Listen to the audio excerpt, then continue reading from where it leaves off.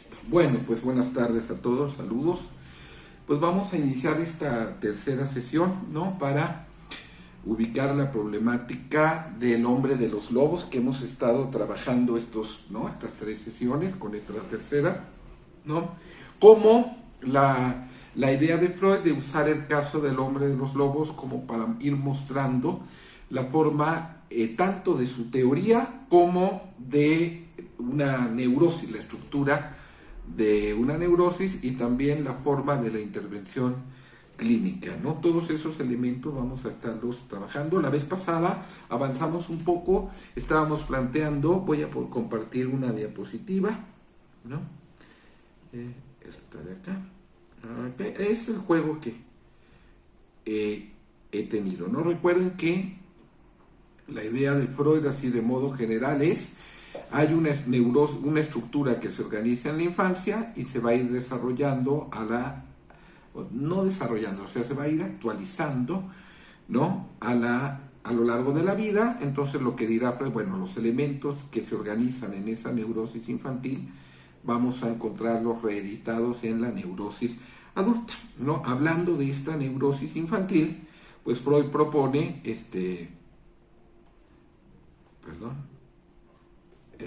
¿cómo es? Aquí está, perdón. No, ir pensando esto y en función de los tres momentos que hemos hablado de la neurosis infantil, ¿verdad? Ya hablamos en un primer momento de este cambio de carácter, cómo Freud lo vincula con esto que él llama la seducción por parte de la hermana, ¿no? A los 3 años y cuarto. Y recuerden ustedes que como trasfondo teórico, y esto es lo que vamos a desarrollar hoy, está esta concepción freudiana de que hay una dificultad para este niño en asumir el erotismo que podemos llamar fálico genital, es decir, asumir la función de la diferencia de los sexos, ¿no? Este paso del erotismo letral al erotismo fálico es lo que le cuesta ese trabajo, ¿verdad? ¿No? La vez pasada estuvimos trabajando con el segundo momento de la neurosis, que es lo que tenemos acá, que consiste básicamente en el sueño que va a dar origen a la fobia, ¿no? Otra vez, aquí es el punto que decíamos, hay un segundo momento de la neurosis, la fobia, y a partir de ese momento de la neurosis, a partir de la fobia, ¿no? Se debe a algo particular, o sea, no sale de la nada. Es un sueño, el sueño de los lobos, ya lo discutimos, ya lo hablamos, y estábamos viendo la interpretación que daba Freud del sueño, ¿no? Cómo Freud lo vinculaba, ¿no? O más bien, perdón, cómo el paciente lo pensaba como a partir de ciertos cuentos, el cuento del sastre, el cuento del Caperucita, el cuento del lobo y los 7 cabritos, ¿no? Que lo desarrollamos y que veíamos básicamente este cuento era pues una versión modificada de la historia clásica de la mitología de Cronos matando y devorando a sus hijos, o sea, la angustia por el padre. Esa es la lectura que le da Freud, ¿no? O sea, dice, bueno, el padre, ¿no? Este chico en este conflicto, que aquí tenemos estas características, ¿no? Hay un conflicto con su relación con el padre, ¿no? Y entonces el sueño, vamos a permitir más gente, muy bien, el sueño, nos plantea Freud, el sueño consiste en actualizar algo que habría visto en algún momento anterior. Esto es lo que Freud va a llamar la escena primaria, ¿no? Y ya esto nos lleva a esta diapositiva, que es la de acá. Es decir, diría Freud, bueno, el niño tiene el sueño de los lobos, ese sueño donde los lobos, y tiene todo, ya el adulto tiene toda una serie de asociaciones respecto a este sueño de los lobos, y la idea de Freud, bueno, el sueño de los lobos es el recuerdo deformado de una escena vista antes. Vamos a permitir. Esa escena vista antes es lo que Freud va a llamar la escena primaria. Recordemos que esta escena consistiría en haber visto lo que Freud llama un coito a tergo more ferarum, es decir, un coito, diríamos actualmente, pues de a perrito, para que se entienda, ¿no? Ahora, ¿por qué esta escena es muy importante? Es muy importante por varias cosas. Primera cosa, no hay un recuerdo. O sea, el paciente no dice yo me acuerdo de que vi esto. No existe un recuerdo. La escena es una Ursen, le llama Freud, escena primaria o primordial. Es una construcción, es decir, es algo que se deduce del análisis, ¿no? De lo que pasa en el análisis, de lo que el paciente cuenta, se propone la existencia de esta escena y el paciente la acepta, es decir, dice, ok, no me acuerdo de eso, pero podría ser.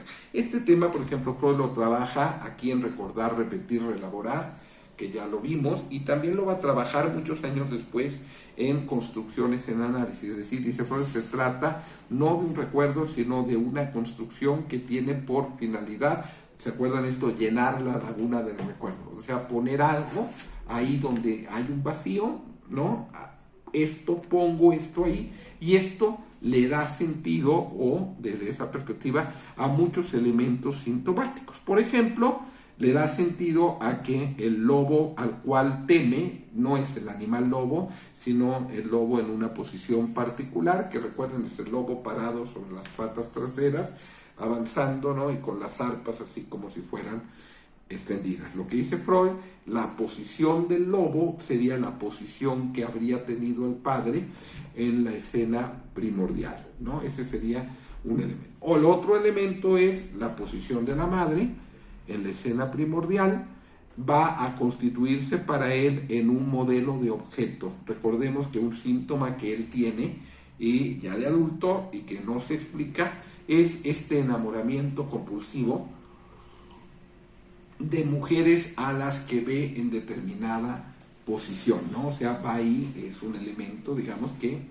forma parte de su neurosis de adulto, este enamoramiento de las mujeres a las que ve en una determinada posición, es decir, empinadas, pues, ¿no? Todos estos elementos, lo que tenemos acá, ¿no? Daría eso. Ahora, en un terreno más teórico, la siguiente diapositiva nos ilustra esto mejor, ¿no? En esta diapositiva lo que tenemos es, por ejemplo, cómo este niño está en esta dificultad de acceder a la diferencia de los sexos. Recordemos que ya sabe él, tiene ciertas referencias, ¿no? A la diferencia sexual. Ha visto a la hermana, ¿sí? Le dijeron que si se tocaba ahí le iba a salir una herida, ¿no? Sabe de que hay animales castrados, etcétera, etcétera, etcétera, ¿no? Y esto pues sería la dificultad que dice Freud entre dar el paso, ¿sí? El erotismo, vamos a permitir, ¿no? El dar el paso del erotismo analuretral al erotismo fálico. Esa es la dificultad en términos teóricos. Okay. Un elemento que podemos perseguir aquí y que va a ser muy fundamental, lo vamos a ir desarrollando, es que la relación con el padre queda marcada por una escisión, dirías Freud, ¿no? O sea, la función paterna, recuerden que en psicoanálisis cuando decimos el padre, la madre, no estamos hablando de las personas, del señor papá, de la señora mamá, sino de la función, ¿no? En este sentido, lo que podemos ver es que la función del padre queda dividida, vamos a decirlo así, entre en un padre bueno, representado esencialmente por el papá, ¿no? Pero al mismo tiempo el niño tiene temor del padre, temor de la castración, es lo que el sueño le habría mostrado. Vuelvo a la diapositiva anterior, ¿no? En la diapositiva anterior, lo que dice Freud, el sueño, ¿no? Creo que yo les comenté que desde mi idea más bien es una alucinación más que un sueño, ¿no? En el sueño o en la alucinación le habría servido, ¿no? Cuando él lo ve al año y medio no lo entiende, pero a partir del sueño, ya que tiene 4 años, le mostraría la diferencia de los sexos. Y ante esa diferencia de los sexos, el niño no puede colocarse igual respecto del padre y respecto de la madre como lo había hecho hasta ese entonces. Por ejemplo, ¿qué había hecho? Se había identificado con la madre, ¿sí? Y había tomado como objeto de amor al padre. No, eso en la fase analuretral, o sea, sin diferencia de los sexos, opera de un modo, pero cuando se entra en la fase fálico-genital, respecto de la diferencia de los sexos, donde ya hay, pues ya no puede operar de la misma manera, ¿no? Es decir, por ejemplo, ahora todo está sexualizado, o más bien diferenciado, sexuado, más que sexualizado, ¿no? Es decir, ahora ser un hombre no es lo mismo que ser una mujer. Identificarse con la madre no tiene ya el sentido que tuvo antes, ¿no? O sea, antes era una identificación, ¿sí? Y ahora pues no identificarse con la madre no significa lo mismo. ¿Por qué no significa lo mismo? Pues porque ahora la madre es un ser de otro sexo, ¿no? El amor al padre, que cuando no había diferencia de los sexos podía vincularse como un vínculo erótico, ¿no? Ahora, con la diferencia de lo sexual, implica una castración. Eso es lo que vamos a trabajar un poquito más adelante, ¿no? Ahora, Freud, terminando este capítulo 5, hace este capítulo 4, que es sobre el sueño y la escena primordial. Freud tiene un capítulo 5 que se llama Algunas discusiones, que es muy interesante, porque Freud lo que va a hacer aquí es poner a prueba un poquito sus concepciones, ¿no? Sus concepciones. Déjenme, aquí voy a abrir otra diapositiva. Es muy sencillo, esto es muy simple, esto sí no tiene ninguna gran dificultad. Vamos a decir básicamente que va a hacer Freud las siguientes preguntas, ¿no? Voy a poner aquí, o sea, en este capítulo 5, voy a poner aquí esto, una pequeña diapositiva, que va a versar sobre algunas preguntas. Por ejemplo, la primera pregunta sería, bueno, ¿la escena primordial ocurrió o fue una fantasía? Esa es una de las preguntas que se... Vean, esto es muy interesante porque lo que quiero mostrar es que Freud asume una posición bastante crítica de su propia teoría. O sea, Freud sabe, ¿no? Incluso en alguna parte escribe algo así como que dice, bueno, creo que a partir de lo que diga ahora, pues ya cuando propone por primera vez la escena primordial, dice, esto ya me quitará el crédito de mis lectores, ¿no? O sea, ok, me pueden creer todo lo que dije de la... ¿Cómo se llama? Pero ya, pero si la escena no es un recuerdo, o sea, si el paciente no se acuerda, pues entonces ¿de dónde estoy sacando esto? ¿Verdad? Va a ser lo que dirá Freud. Entonces la primera pregunta, digamos, que hace es, ¿la escena primordial ocurrió o fue una fantasía? ¿No? Dice, si ocurrió, ¿no? Como es propuesta, es decir, al año y medio, el problema ¿cuál es? Que no hay recuerdo. Entonces la opción es que sea una fantasía. Ahora, esto tiene un contexto que es importante ubicar. ¿Por qué Freud hace este capítulo? ¿Por qué entra en esta opción? Bueno, lo hace por un contexto muy importante. Es la época en que Freud está en esta ruptura con respecto a Adler y a Jung, ¿sí? Es el momento de la ruptura tanto con Adler como con Jung. Es decir, empieza Freud diciendo que actualmente el análisis tiene ciertos enemigos, no los nombra, pero se está hablando de Jung y de Adler, y dice que toman los conceptos del análisis, ¿no? Pero se niegan a reconocer, digamos, dirá Freud, las consecuencias de lo que el análisis plantea, es decir, y las sustituyen por otras. Sin mencionarlos explícitamente, al menos en ese momento, está hablando de Adler y de Jung. Vamos a ir un poquito. Bien, básicamente esto lo podemos resumir de la siguiente manera, acá, ¿no? Aquí puse una pequeña comparativa, ¿no? O sea, dice, ¿cómo interpretarían, y así lo dice Freud, cómo interpretarían Adler y Jung la problemática? ¿No? Jung diría, bueno, ¿qué decía Jung? Tanto Adler como Jung reconocían la validez de lo inconsciente, o sea, eso no lo quitaban. Eso es importante porque puedo decir, bueno, aunque eso no es psicoanálisis, aunque reconozcan el inconsciente. Dice, ¿por qué? Porque el eje del psicoanálisis no es el inconsciente, sino que va a decir, el complejo de Edipo es el Shibboleth del psicoanálisis. Creo que alguna vez expliqué esto del Shibboleth. Es básicamente, dice Freud, es una historia bíblica donde es necesario distinguir quiénes son de un grupo y quiénes son del otro, hay una guerra, algo así, y la forma en que lo distinguen es, como todos hablaban el mismo idioma, pues el arameo o algún idioma de esos, cómo pronunciaban unos la palabra Shibboleth y otros la pronunciaban Siboleth, ¿no? Eso era lo que permitía diferenciar quiénes eran de un grupo y quiénes eran del otro. Eso es lo que dice Freud.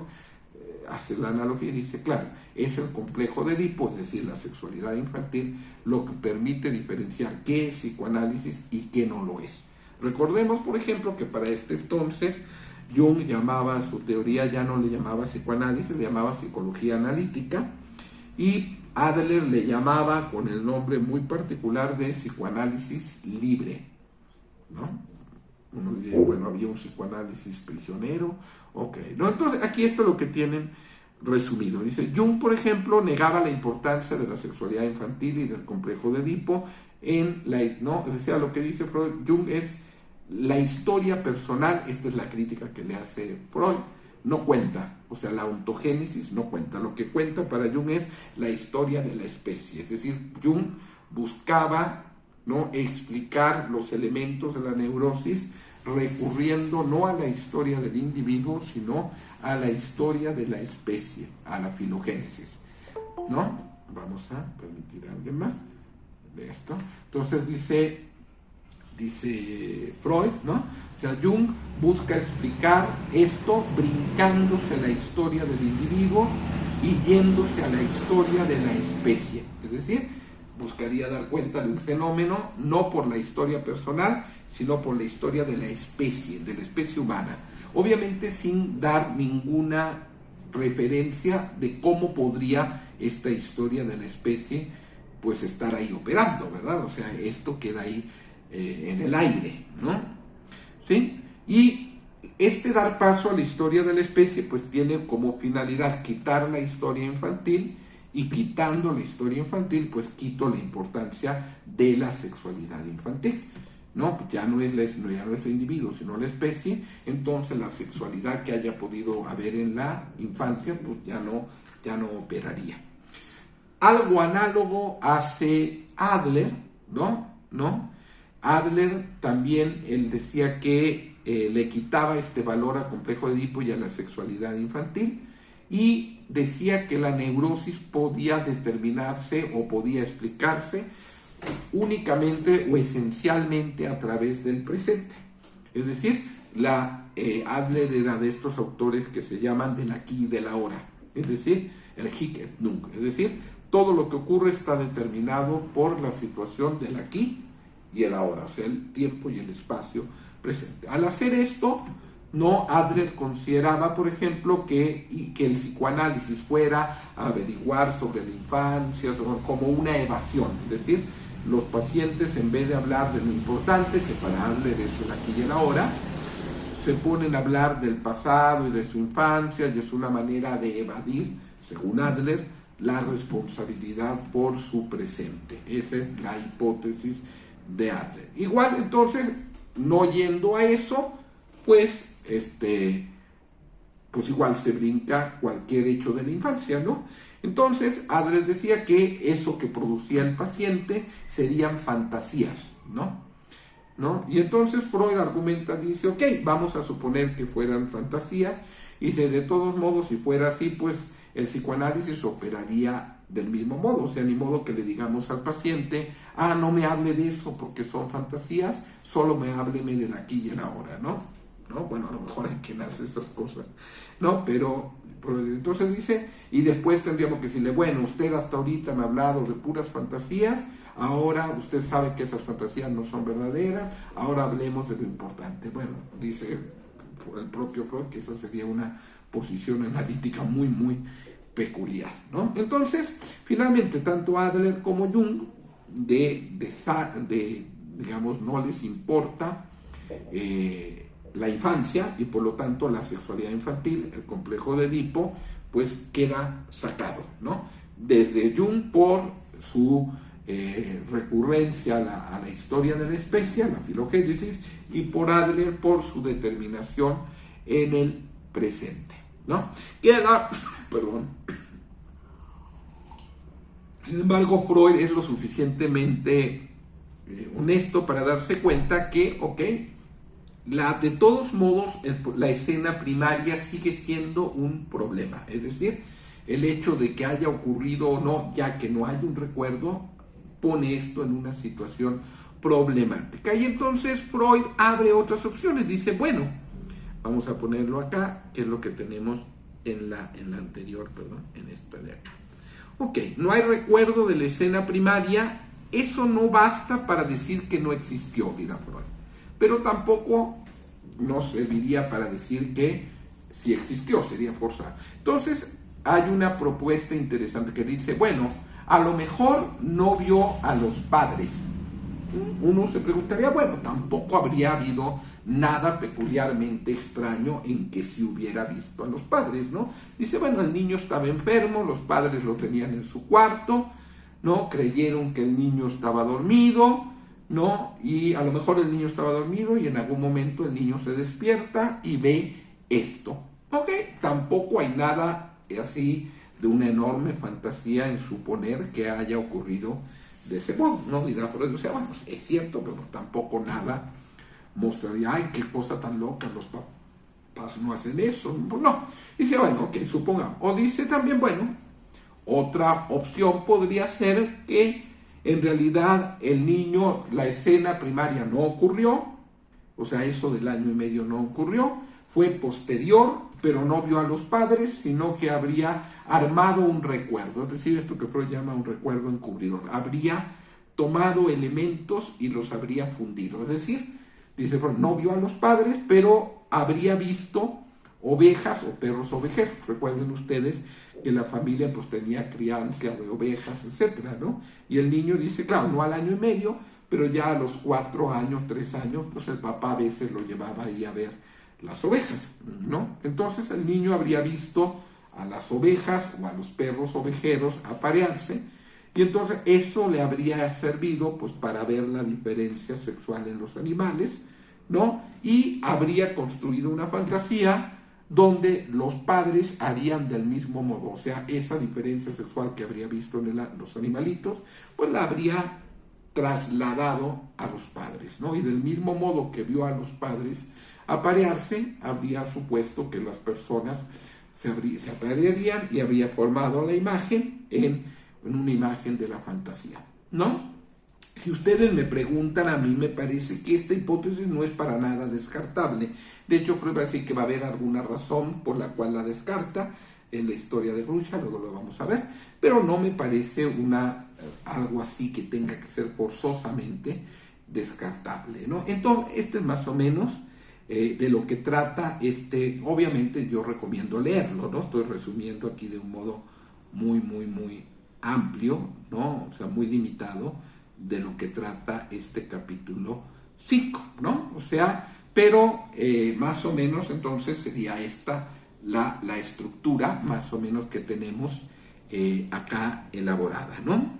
Entonces vamos a volver a las diapositivas originales y vamos, bueno, ustedes ya saben pues que aquí no termina la cosa, que hay un siguiente momento, ¿no? Que es el momento de la neurosis obsesiva de carácter religioso. Recuerden que hemos distinguido 3 momentos, ¿no? O sea, ya sabemos que hay en la neurosis, en la neurosis infantil, ¿no? Sabemos que está el cambio de carácter a partir de la seducción a los 3 años y cuarto, la fobia al lobo a partir de los 4 años, y un tercer momento que es la neurosis obsesiva religiosa, ¿no? ¿Sí? Déjenme ver, denme un segundito, por favor, tengo aquí una diapositiva, permítame, aquí. donde tenemos esto, el sueño, la neurosis obsesiva. ¿Sí? Vamos a, permítanme compartir esta diapositiva. Es esta de una ventana aquí. Esta de acá. Ok. El tercer momento, que sería la neurosis obsesiva. ¿No? Aquí tenemos, esta ya la vimos. Dame un segundo. Dame un segundito, por favor.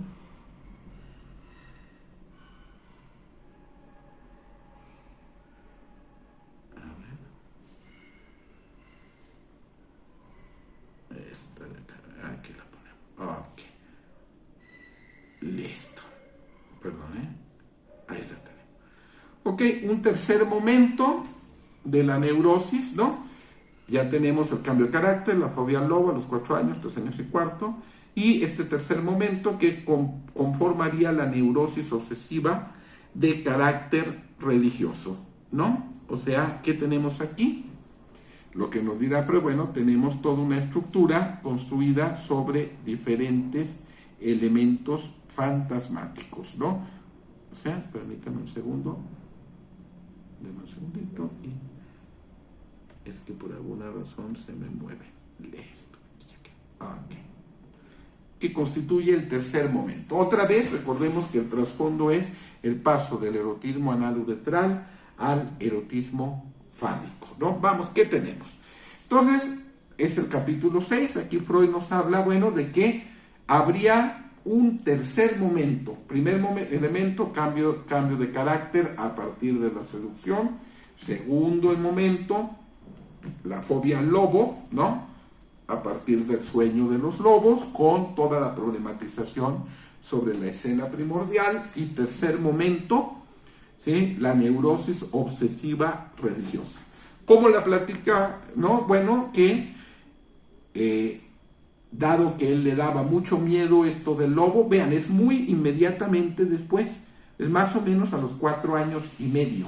Si tomamos en cuenta que la fobia, es a partir de los 4 años, ¿sí? La neurosis obsesiva es inmediatamente después. Es decir, recordemos que no implican que hay cortes, que termina una cosa y empieza otra, no, más bien es un proceso que va adquiriendo nuevas formas, ¿no? No va adquiriendo nuevas formas. No, entonces él cuenta que como él tenía mucho miedo de angustia para dormirse a raíz del sueño que había ocurrido, no, la madre empieza a hablarle de la religión, a contarle la historia de la religión, aparte de la historia de Jesús, la historia de la Biblia, y se auxilia de un libro ilustrado, ¿no? O sea, un libro que supongo ilustraba pues estas historias bíblicas, ¿no? Y entre la mamá y la ñaña pues le van contando ahí la historia bíblica. Lo interesante aquí es que eso no le va a quitar la angustia, ¿no? O sea, la madre lo hace con el fin de que eso le quite la angustia, pero no le va a quitar la angustia. Lo que va a hacer más bien es que él va a tomar todos estos elementos, ¿no? Vamos a permitir acá. Él va a tomar todos estos elementos de la historia bíblica, todos estos elementos que están aquí, ¿sí? Y los va a integrar en la neurosis, ¿no? O sea, no solo no los va a, ¿cómo se llama? No le va a servir para, ¿cómo se llama? Para que se le quite la neurosis, que era lo que la mamá esperaba, sino más bien todo esto lo va a integrar en la neurosis, ¿no? O sea, la neurosis va a tomar estos elementos bíblicos y los va a integrar. ¿Cómo los va a integrar? Bueno, a partir de esta entrada en la enseñanza bíblica, pues él va, dice Freud, nos cuenta él, a plantear toda una serie de dudas y de preguntas, dice algunas muy ingeniosas, sobre la naturaleza de Dios, la naturaleza de Dios. Recordemos que hay un elemento muy muy clave, que es el siguiente, que él había nacido el día de Navidad. Esto va a facilitar una identificación con la persona de Cristo. Entonces, ¿qué hace el niño? Bueno, lo primero que hace es rituales. Tiene, por ejemplo, antes de dormirse, que persignarse muchas veces y hacer, como dice, un viaje por el interior de la casa y ponerse a rezar y a persignarse delante de todas las imágenes religiosas que habían en la casa. Yo no sé cuántas habría, pero debe haber habido varias, ¿no? Entonces el niño va, incluso lleva una banquita, se arrodilla y se pone a rezar, y luego va a la siguiente imagen y hace lo mismo, y hace esto. Tiene que hacer esto todas las noches antes de dormirse. Si no lo hace, no puede estar tranquilo, ¿no? O sea, no puede dormirse. Entonces hay este elemento que Freud considera, bueno, una neurosis de tipo obsesivo. O sea, y es cierto, si este tipo de conducta la viéramos en un adulto, dice, pues bueno, no dudaríamos en considerarla con toda claridad una neurosis obsesiva, ¿no? Dice, claro, el problema es que normalmente, pues, en los niños estas cosas suelen dejarse pasar por alto, ¿no? O sea, no son vistas, no quiere decir que no ocurran, dice más bien que no son miradas, ¿no? ¿Sí?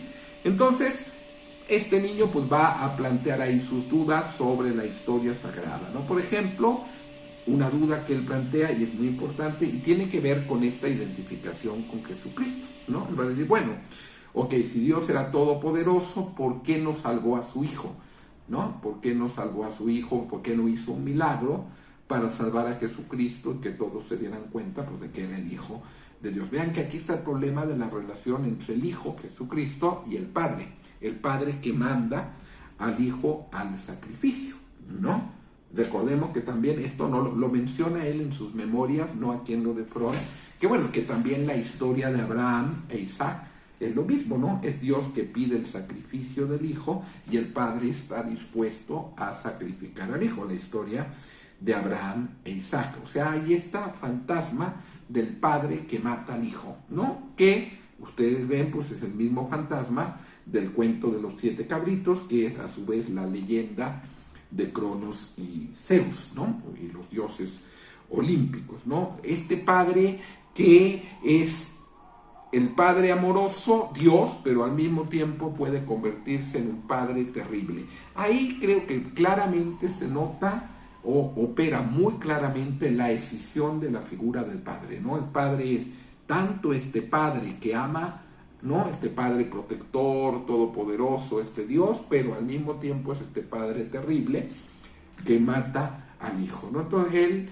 dice, ¿por qué Dios haría que mataran a su hijo? ¿Por qué no lo salvó? ¿Por qué ¿Por qué no hizo algo para salvar a su hijo? Esto se añade, por ejemplo, a otra referencia que Freud la menciona y también él la trabaja ahí en sus memorias, un capítulo de la historia de Rusia, pues, que es la historia de Iván el Terrible y su hijo, el príncipe,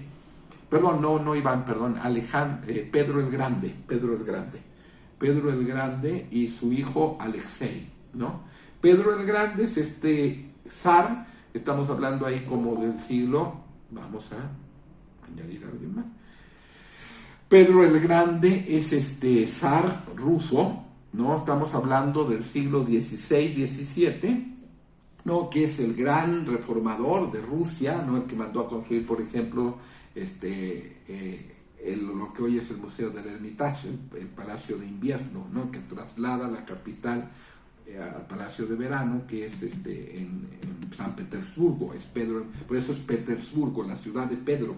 Él mandó a hacer la ciudad, era un pantano eso, y ahí él mandó a construir una ciudad que hoy es San Petersburgo, ¿no? Entonces, bueno, la historia de Pedro el Grande es que Pedro el Grande en algún momento se puso muy paranoico y creía que el hijo, Alexei, lo quería matar, ¿no? El hijo tiene que salir huyendo de Rusia, pues, por el temor del padre, que estaba muy loco, y el padre lo convence, ¿no? El hijo huye a Europa, está ahí viviendo en Europa, alejado del padre, y el padre en algún momento lo convence de que regrese a Rusia, y cuando regresa, lo mata, ¿no? O sea, este padre, esta figura del padre, pues, que traiciona y que mata al hijo, ¿no? Es una figura muy, muy ominosa, Y entonces, pues, él está colocado en el lugar del hijo, ante un padre que lo puede matar, que lo puede destruir, que se lo puede comer, ¿no? Entonces ahí vemos, pues, claramente,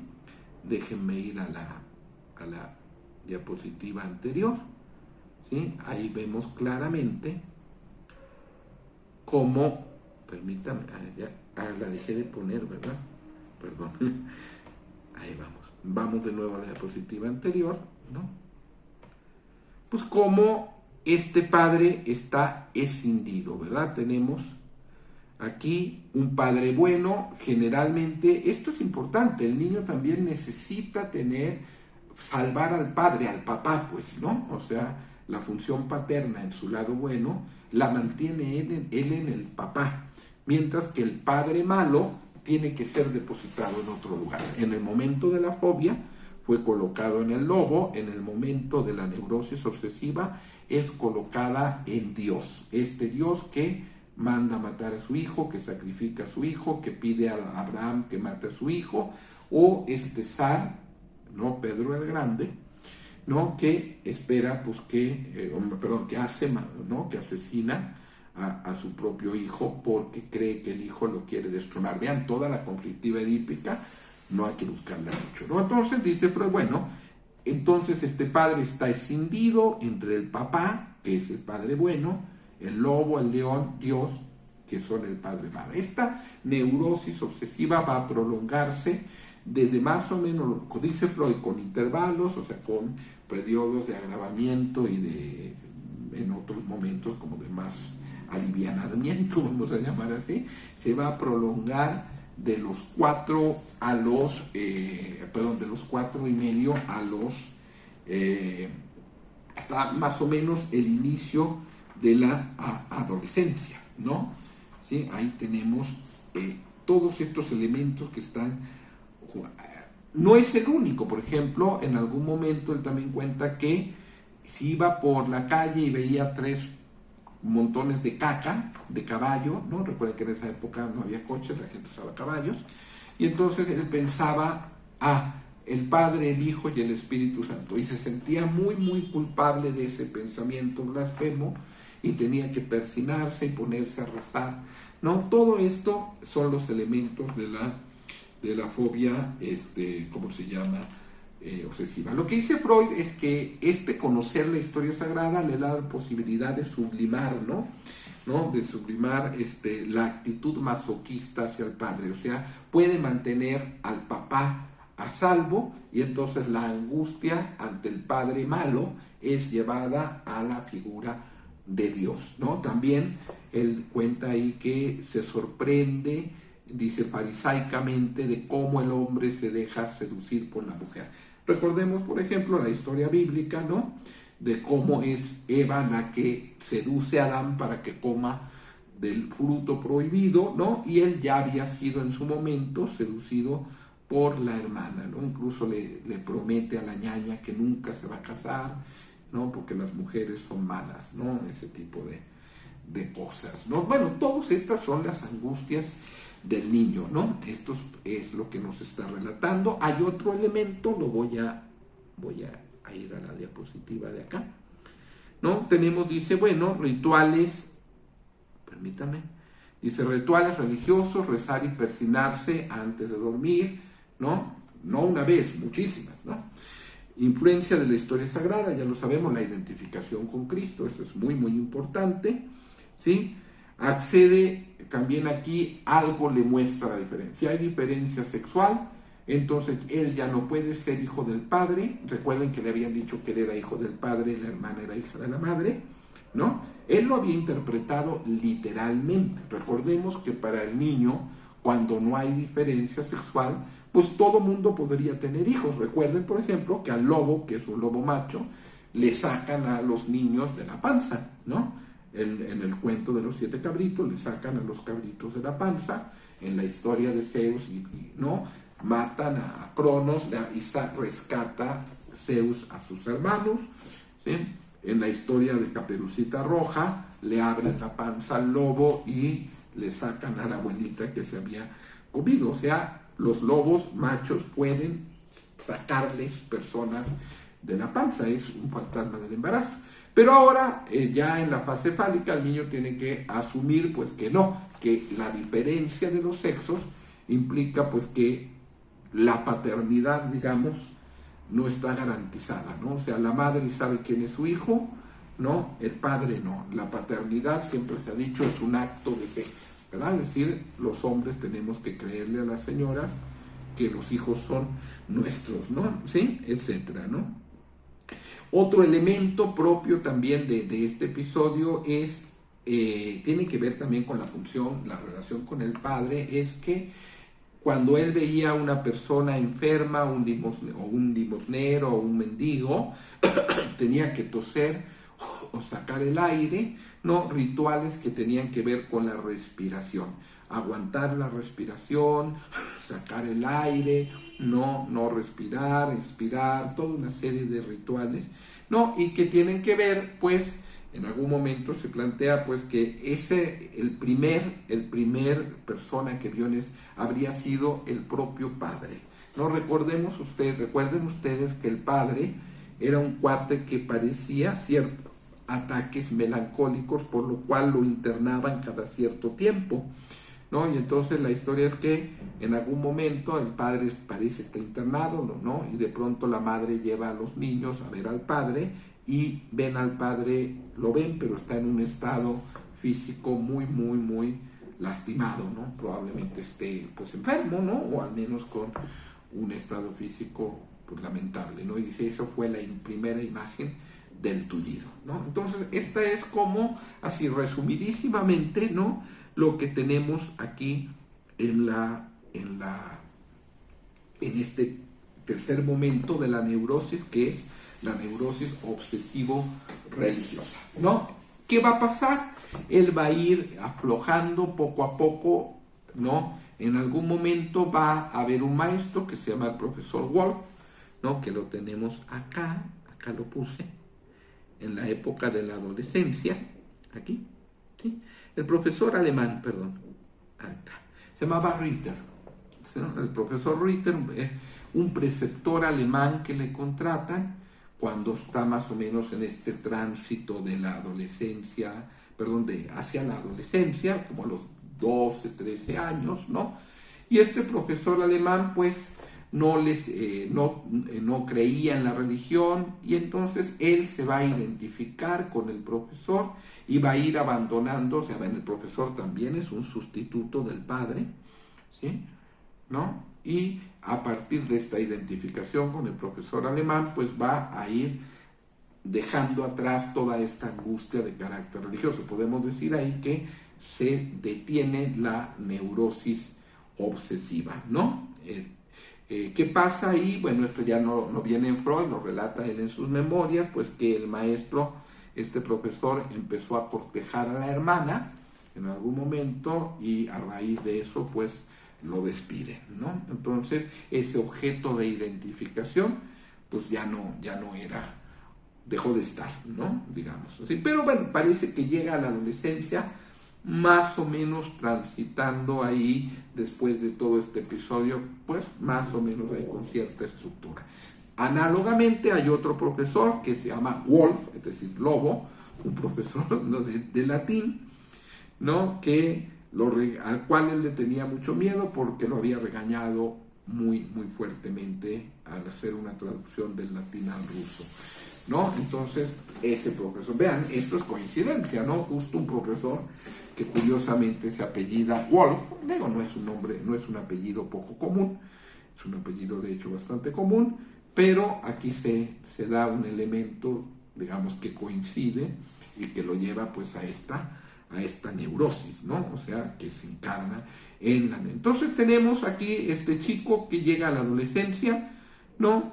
Pues con elementos que se van a ir manifestando, por ejemplo, el enamoramiento de las mujeres que ven una determinada posición, ¿sí?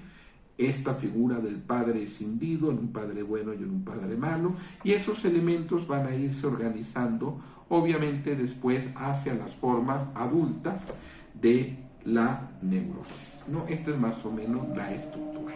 Ahora, si nosotros, Freud va a dedicar el capítulo 7, que es muy interesante, se llama erotismo anal, y complejo de castración.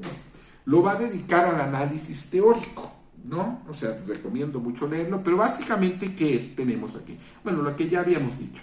Aquí hay una dificultad esencial para el niño en dar el paso que lo llevaría del erotismo anal, es decir, sin diferencia sexual, al erotismo fálico, es decir, con diferencia de los sexos. A ver, esto es muy, muy, muy importante, ¿no? Este capítulo es teóricamente el capítulo más complejo del texto, ¿no? O sea, ¿por qué? Porque aquí Freud va a trabajar directamente con la teoría de la neurosis. Bueno, lo primero que nos plantea Freud es, bueno, como muchos elementos propios del erotismo anal están presentes en este niño adulto. Por ejemplo, de niño hay episodios, ¿no?, de estreñimiento, episodios de diarrea, pero de adulto, dice Freud, en el adulto, o sea, la neurosis del adulto, cuando él va con Freud, hay muchos elementos que hablan de esta determinación anal. Freud tiene un artículo que se llama sobre las transmutaciones del erotismo anal. Es decir, la idea de Freud, el erotismo anal que en la infancia adquiere ciertas características. Recordemos que el erotismo anal, bueno, todas las fases sexuales para Freud son siempre vinculares, son el efecto de un vínculo con el otro. Es decir, son productos, son efectos de la relación vincular. Por ejemplo, obviamente nosotros sabemos que algo como el control de esfínteres no es algo natural, es decir, no es algo que se dé en la naturaleza. Los animalitos en la naturaleza no controlan esfínteres, es algo estrictamente humano, los seres humanos controlamos esfínteres, ¿no? Entonces, en este control de esfínteres, pues, es en función del deseo del otro. Recuerden, son los papás los que nos colocan en este control de esfínteres, ¿no? No es algo natural, ¿no? O sea, a la mamá elefanta le vale carajo donde haga caca el elefantito, ¿verdad? O sea, no hay esa mirada de los padres animalitos sobre la caca de los hijos, ¿no? Pero la hay en el ser humano. Entonces, recordemos siempre esto, la organización sexual para Freud siempre está planteada en términos de estructura vincular, o sea, de la vinculación del ser con el deseo del otro, ¿no? Si lo queremos poner en lacaniano, pues es eso, ¿no? El control de esfínteres no es un proceso de la naturaleza, es un proceso social, ¿no? Que implica, por ejemplo, pues, una relación vincular con el otro, ¿no? A veces los padres erróneamente creen que el hijo no controla esfínteres. Por ejemplo, es común que digan, no controla esfínteres porque siempre se hace, tenemos que traerlo a nuestra cama para que ya no se haga. Por supuesto que controla esfínteres, no solo controla esfínteres, controla también a los papás, ¿no? O sea, el niño aprendió pues que haciéndose caca, los papás se lo van a llevar a su cuarto de ellos, ¿no? Entonces, pues, obvio, ¿verdad? O sea, el niño no solo controla los esfínteres, los controla también que hace caca cuando quiere hacerse, ¿no? Para que los papás se vean, sino que además de controlar los esfínteres, pues está controlando a los papás, ¿no? Pero los papás ingenuos creen que el niño no controla esfínteres. Bueno, ese tipo. Entonces, bueno, nos va a relatar Freud toda una serie de sucesos, ¿no? Por ejemplo, con el dinero, ¿no?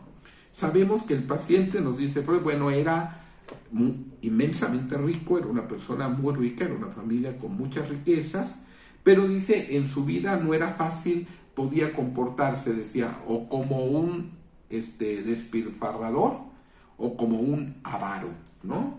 Por ejemplo, recordemos que cuando muere la hermana, lo que él le cuenta a Freud es que lo que primero que pensó fue, ahora todo el dinero va a ser para mí, ¿no? Ese es un elemento, ¿no? O sea, traduzcamos nosotros, como hace Freud, dinero por amor, ¿no? O sea, ya no existe el rival, la hermana, entonces el dinero o amor va a ser todo para mí, para el hijo, ¿no?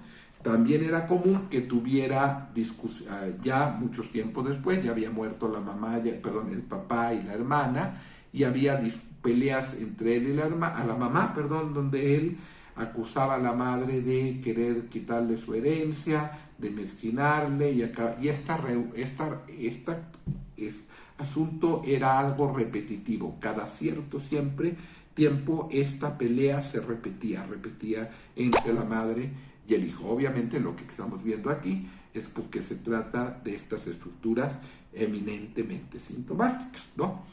Creo que no es difícil ubicar, ¿no? Por ejemplo, que en todas las familias hay peleas o discusiones que se repiten cada cierto tiempo, ¿no? Si ustedes quieren ubicar dónde, piensen en los días de las madres, ¿no? Las fiestas de Navidad, los cumpleaños, y van a darse cuenta, sin gran dificultad, que hay una pelea o una discusión que todos los días de las madres se repite, que todas las Navidades se repite, que todos los cumpleaños, ¿no? Bueno, eso es, pues, estas estructuras neuróticas, ¿no?, que Freud nos muestra, ¿no? O sea, ahí estaría, ¿no? Entonces hay estas peleas con la madre, ¿sí? Hay también algunos episodios, ¿no? De niño en algún momento se hace caca en los pantalones, ¿no?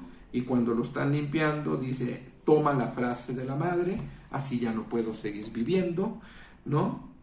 ¿No? Porque se había hecho caca en los pantalones, etcétera, ¿no? Nos va relatando Freud, pues, diversos episodios, ¿no? Ahora, un elemento ya de la neurosis del adulto, lo pongo acá, de la neurosis del adulto, es precisamente que en algún momento él sufre episodios de diarrea, ¿no? Y en otros momentos de estreñimiento. Una característica es que él padecía un estreñimiento crónico. Pasaban incluso semanas en que no podía defecar de manera natural y tenía, pues, que administrarse enemas, ¿no?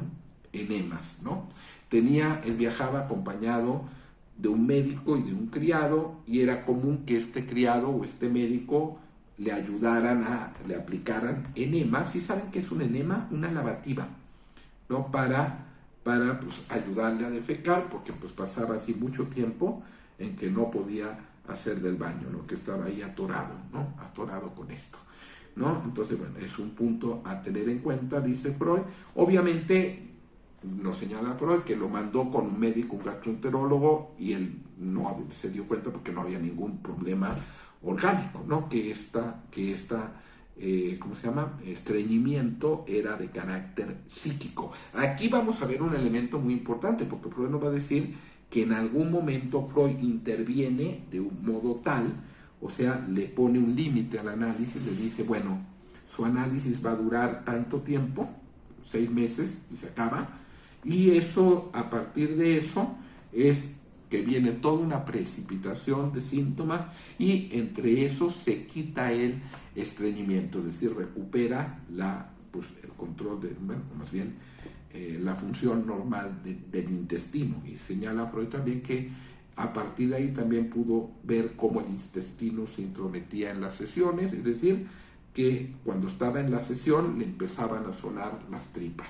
O sea, el intestino quería hablar ahí en sesión, ¿no? Y bueno, parece que fue escuchado, ¿verdad?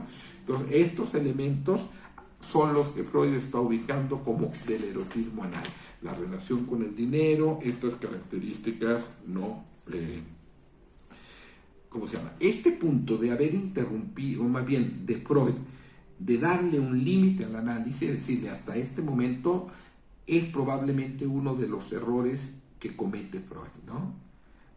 Lo va a reconocer mucho más tarde en el texto de Análisis Terminable e Interminable de 37, o sea, 20 años, 10 años después,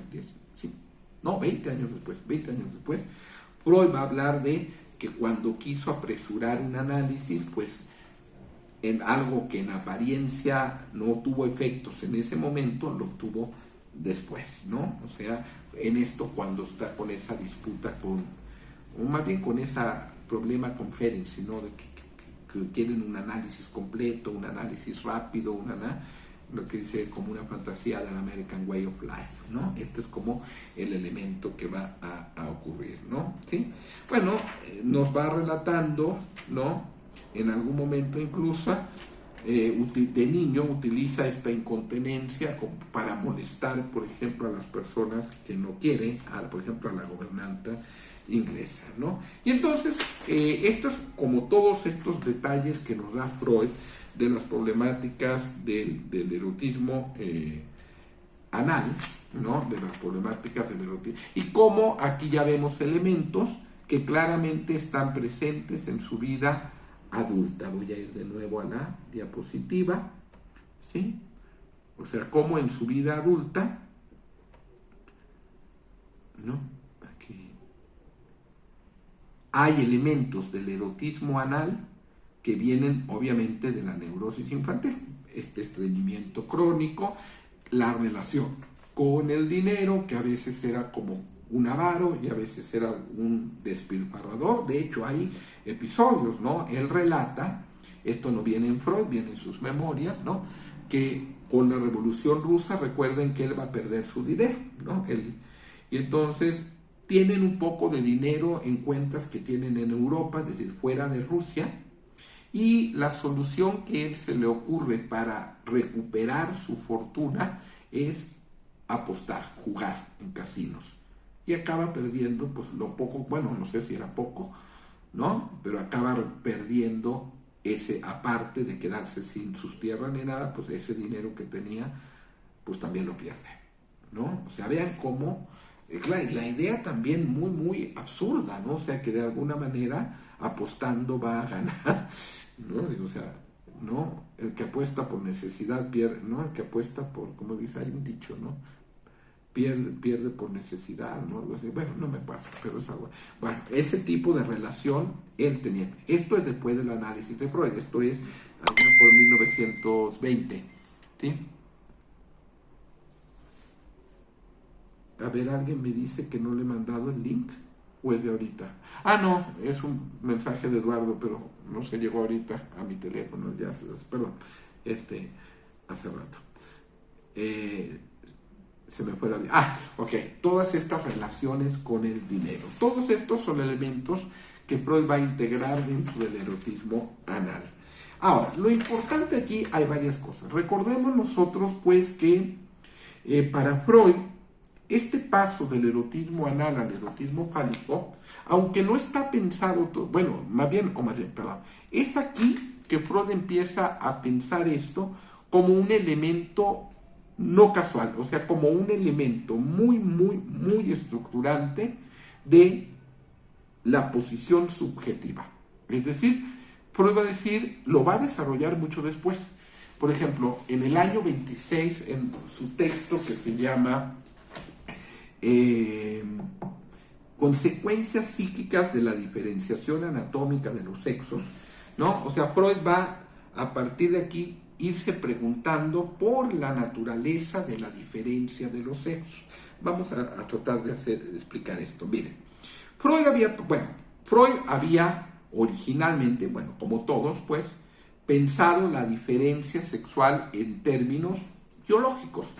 Recuerden, por ejemplo, que su amigo Fliess, pues, tenía toda una teoría de la diferencia de los sexos que él fundamentaba en la existencia de ciclos, ¿no? Ciclo femenino de 28 días y un ciclo masculino de 23 días, ¿no? Y entonces, en algún tiempo, Freud estuvo ahí atorado, ¿no? En esa idea de Fliess.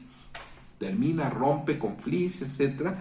Pero Freud se lleva, digamos, esta problemática de la diferencia de los sexos a su teoría del Edipo. ¿Cómo?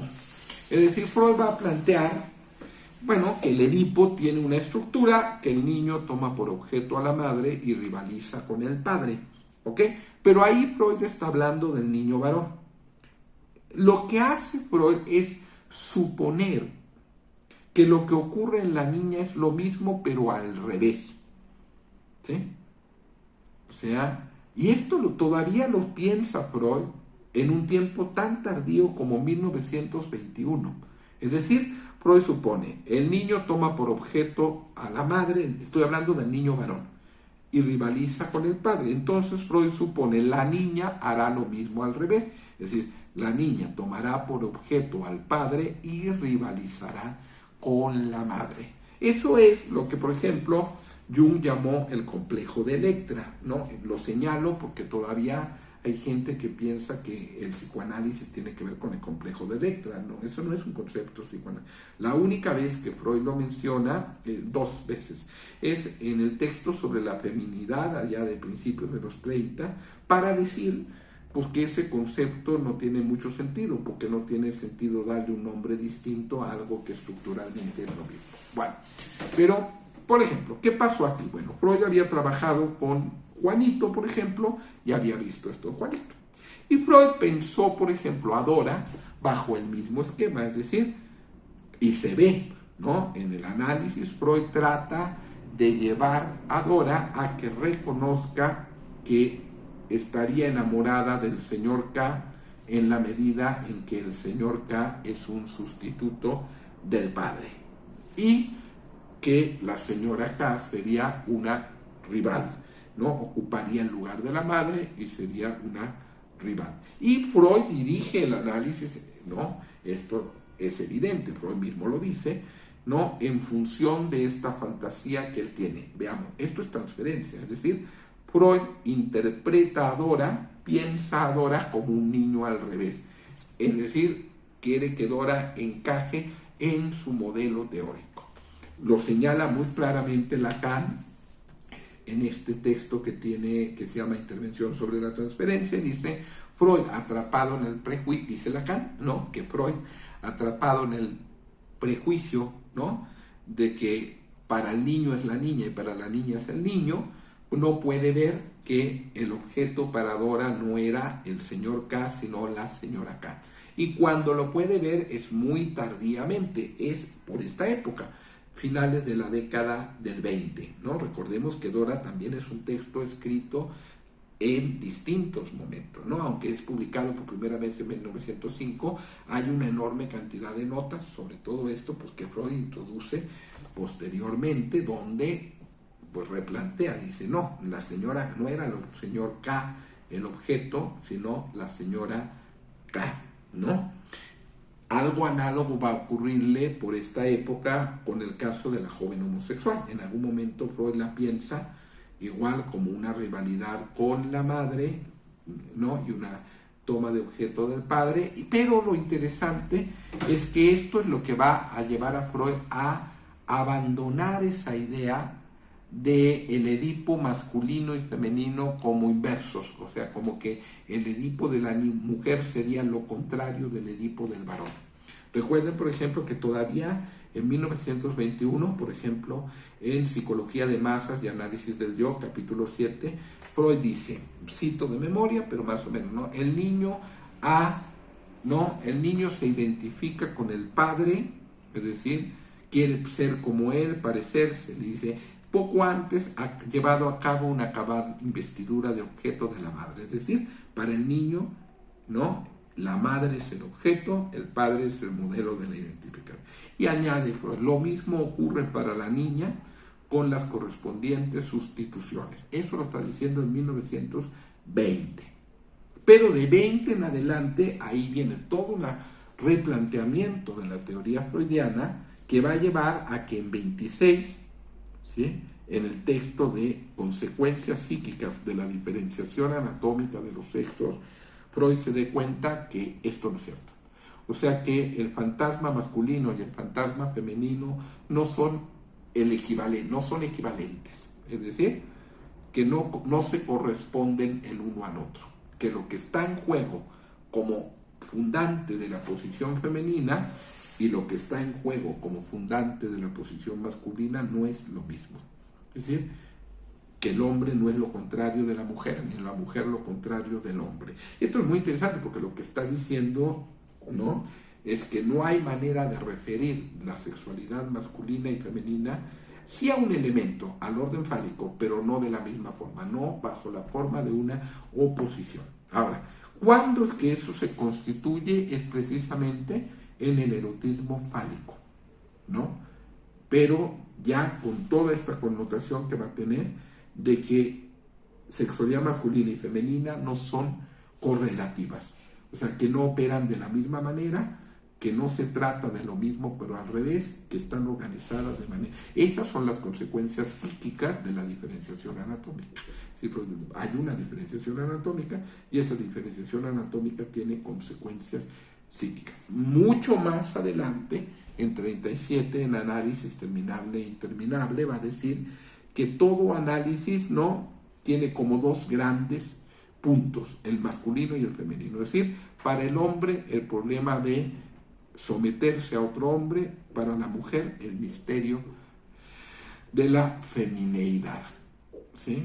Esa femineidad, ¿no?, que en el hombre lo masculino puede ubicarse, en la mujer permanece, dirá Freud, al menos en esa concepción, ubicado en el terreno del misterio, ¿no?, y que no se responde de la misma manera al fantasma masculino que al fantasma femenino, ¿no? Ahora, lo que tenemos aquí, y este es el punto teórico del hombre de los lobos, es que precisamente pues Freud está planteando que la dificultad de este niño consiste pues en el acceso, ¿no?, o en el paso de la sexualidad analuretral, donde no hay diferencia sexual, a la sexualidad fálica, donde ya opera la diferencia de los sexos. Ese es como el problema en un sentido teórico que está jugándose acá, es decir, algo que el niño tiene que asumir, la diferencia de los... Eso es lo que el niño... ¿no? Y entonces no puede. Entonces dice lo que postula Freud, que es el elemento teórico, dice, bueno, en alguna medida, ¿sí?, esa situación no puede ser permanente, va a decir, porque, bueno, esa introducción de la diferencia sexual es fundante. Más adelante, por ejemplo, Lacan va a plantear que precisamente eso es la introducción del nombre del padre. Vamos a teorizar un poquito. Algunos años antes, en 1915, Freud había escrito los llamados trabajos metapsicológicos. Uno de esos trabajos es el trabajo sobre la represión de 1915. Ahí dice Freud que la represión representa un problema. ¿Por qué dice? Porque si algo es enviado o sacado de la conciencia y hecho inconsciente, la pregunta es, bueno, ¿y ese inconsciente ha estado siempre? ¿No? ¿Siempre ha habido inconsciente? ¿O el inconsciente requiere de ser fundado? Entonces dice Freud, bueno, efectivamente, si podemos decir que algo es reprimido, tendríamos que partir de la idea de que hay una primera represión fundante del inconsciente. Freud le llama eso la represión primordial, la Urfederung, la represión primordial, ¿sí? Y esa represión primordial funda el inconsciente. Sin embargo, en el año 15, esto está estrictamente planteado de modo teórico. O sea, sí, tiene que haber qué es esa represión primordial. Freud no lo desarrolla. Ahora, en 15, en el caso del hombre, y por eso es tan importante el caso, Lacan lo va a tomar de aquí. No dice Freud, bueno, hay algo que funda y que es precisamente la introducción de la diferencia de los sexos, ¿sí? Esto que Lacan llamará la sexuación, ¿no? Y entonces vamos a ir a la lectura, vamos a ser puntuales ahí.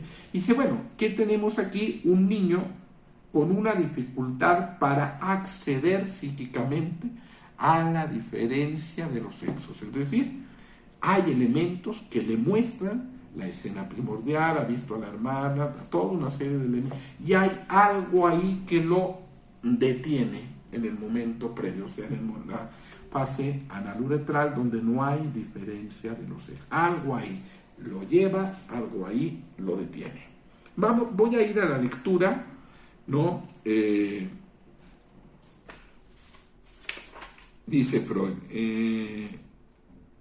vean qué interesante. Si lo quieren seguir en la lectura, esto está en el capítulo que se llama Erotismo Anal y Complejo de Castración, como unas 3 hojitas antes del final. Es un parrafito que empieza, nos ha devenido, veamos, lo voy a leer, dice Freud, nos ha devenido notoria la inicial toma de posición de nuestro paciente frente al problema de la castración. Este problema de la castración es la diferencia de los sexos. O sea, un sexo tiene pene, el otro sexo no tiene pene. Es el problema de la castración. Dice, ha habido una toma de posición inicial, ¿no? Esto es muy, muy sutil, y de aquí Lacan, de este texto, de este fragmento que voy a leer, va a plantear en el seminario 3, el seminario sobre la psicosis, va a plantear que esto es precisamente lo que va a llamar la forclusión. Lo va a tomar de Freud, y concretamente de aquí, de este parrafito que vamos a leer, ¿no? Entonces dice Freud, nos ha devenido notoria la inicial toma de posición de nuestro paciente frente al problema de la castración, es decir, frente al problema de la diferencia de los sexos. Vean, dice, la desestimó, dice Freud, la desestimó. Utiliza una palabra, vean, no usa reprimió, dice desestimó. Esta palabra desestimó es, en alemán es verwerfen. Verwerfen. ¿Sí? Verwerfen lo traduce Echeverry como desestimación. ¿Sí? Problema, por ejemplo, Ballesteros lo había traducido de varias maneras: desestimación, desmentida, rechazo, repudio. En cambio, Echeverry mantiene la misma traducción porque Echeverry se da cuenta de que este es un concepto, ¿sí? Desestimación es un término clínico. Dice, la desestimó, verwerfen en alemán. Bueno, verwerfen o verwerfung, verwerfen es el verbo, verwerfung es el sustantivo. Verwerfung es lo que Lacan va a traducir al francés como forclusión. ¿Sí? O sea, esto que aquí dice, verwerfen, ¿no? Lacan lo va a traducir al francés con el término forclusión. Y Lacan va a plantear que la forclusión de la castración, o sea, del nombre del padre, todas las formas que le dan el nombre del padre, la castración, la diferencia, o sea, esa forclusión es lo que funda la función, la estructura psicótica. Vean qué interesante, porque curiosamente, si ustedes se dan cuenta, esto no es una acción, es la no ocurrencia de una acción. Vamos a ver cómo lo dice Freud. Aquí, cuando Lacan habla de esto, va siguiendo puntualmente este texto. Retomo, dice, la desestimó y se atuvo al punto de vista del comercio por el ano, o sea, lo correspondiente al erotismo anal-uretral. Es decir, no, el sexo sería algo que se hace por el ano, ¿no? Y en esta medida, en la medida que todos tenemos ano, pues todos podemos ser penetrados, ¿no? Y en la medida en que todos tenemos ano, también está el fantasma de que los niños nacen por el ano, la llamada teoría cloacal, ¿no? De las teorías sexuales infantiles, la teoría cloacal. Es decir, que los niños nacerían, si están en la panza, pues lo único que el niño sabe que sale de la panza, pues es la caca, ¿no? Y entonces, pues que tener un hijo sería como hacer caca. Y si todos tenemos panza y tenemos ano, pues los niños nacerían por el ano, ¿no? Es la teoría cloacal que le llama Freud, ¿no? Entonces, si todos tenemos ano, pues todos podemos tener hijos, ¿no? Porque los hijos nacen por el ano, ¿verdad?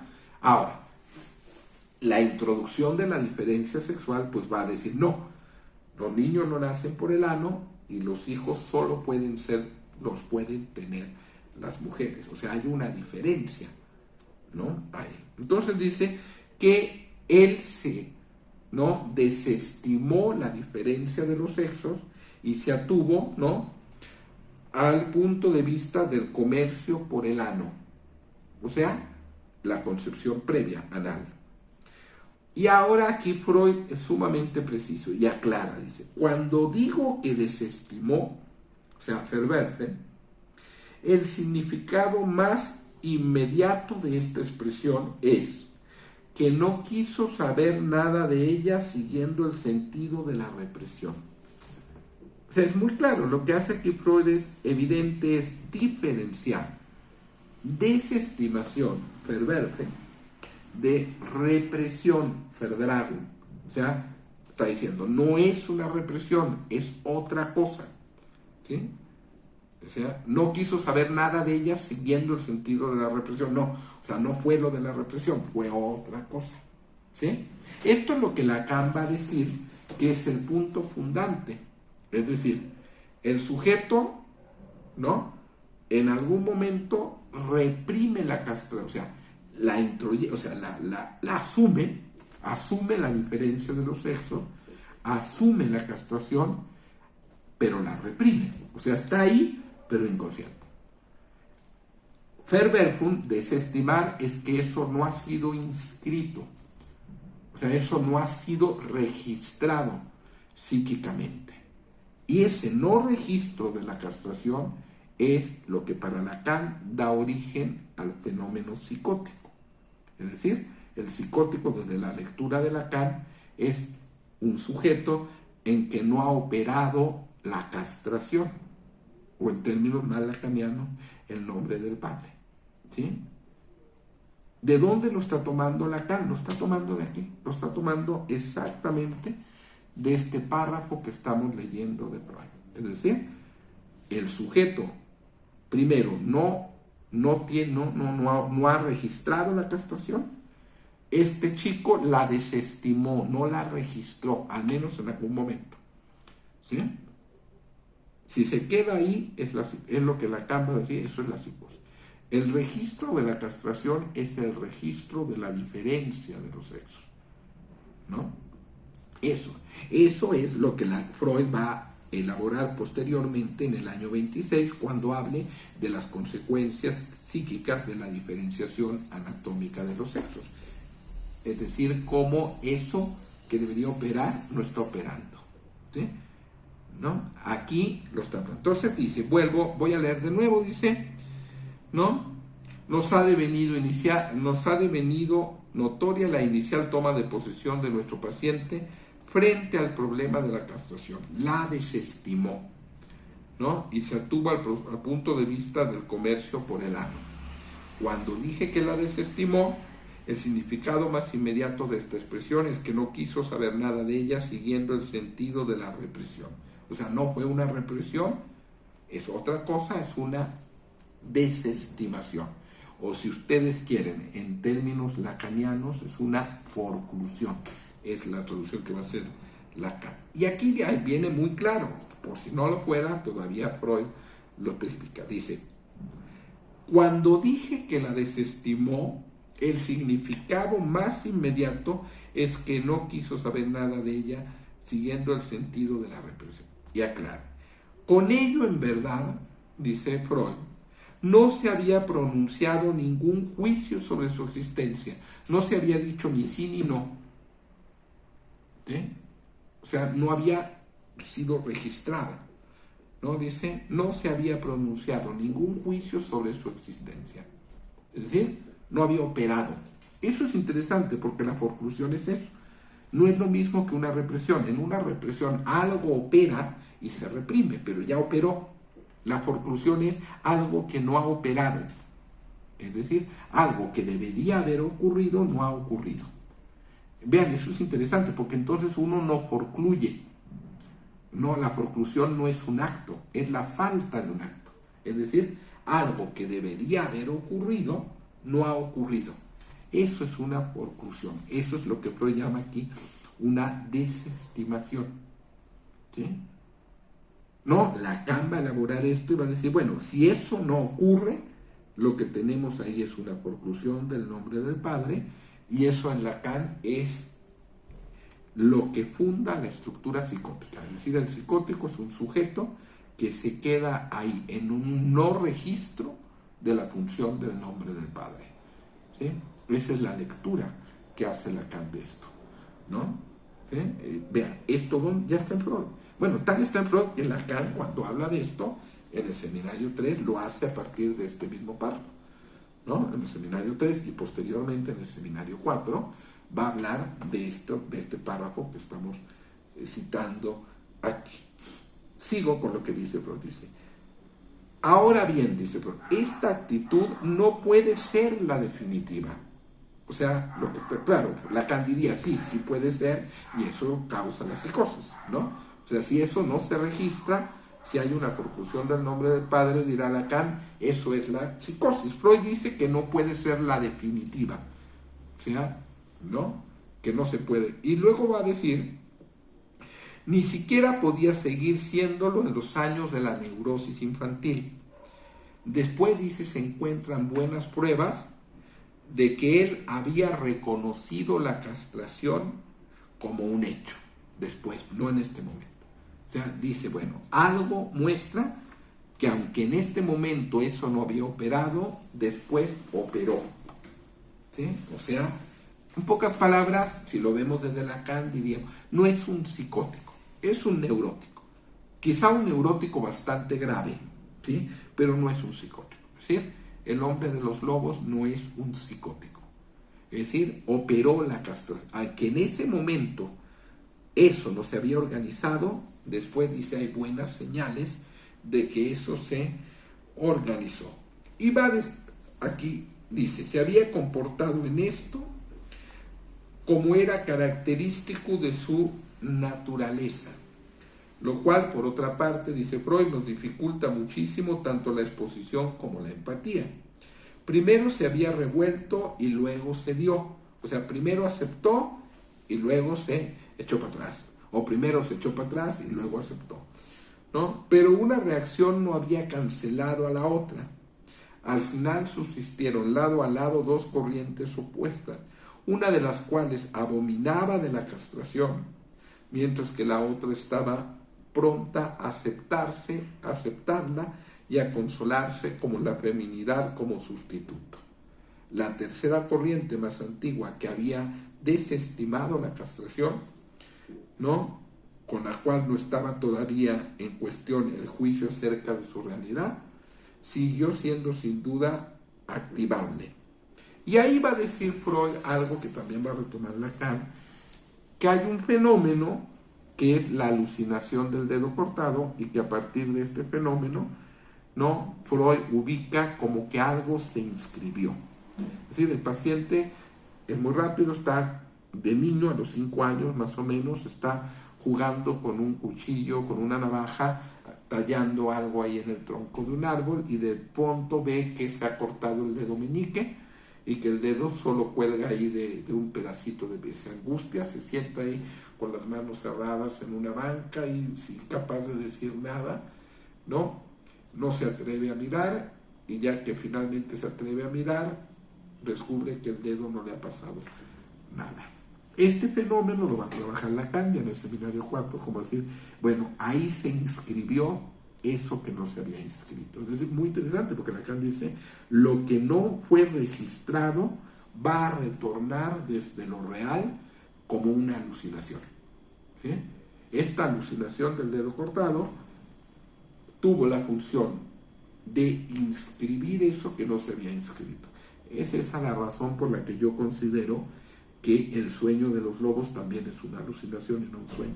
Es decir, algo que desde lo real busca inscribir la diferencia de los sexos.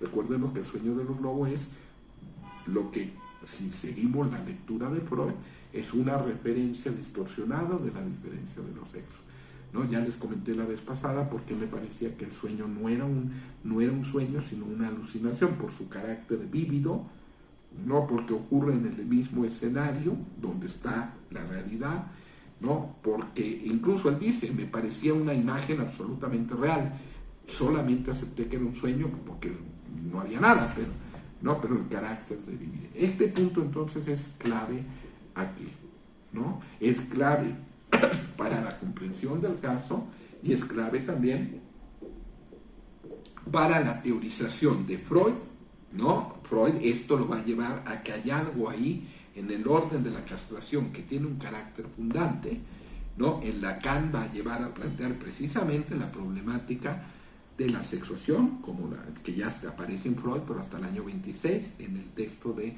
Consecuencias psíquicas de la diferenciación anatómica de los sexos, ¿no? Y en Lacan va a ser el argumento a partir del cual Lacan va a plantear la diferencia entre una estructura neurótica, donde la castración es inscrita, y una estructura psicótica, donde la castración es desestimada.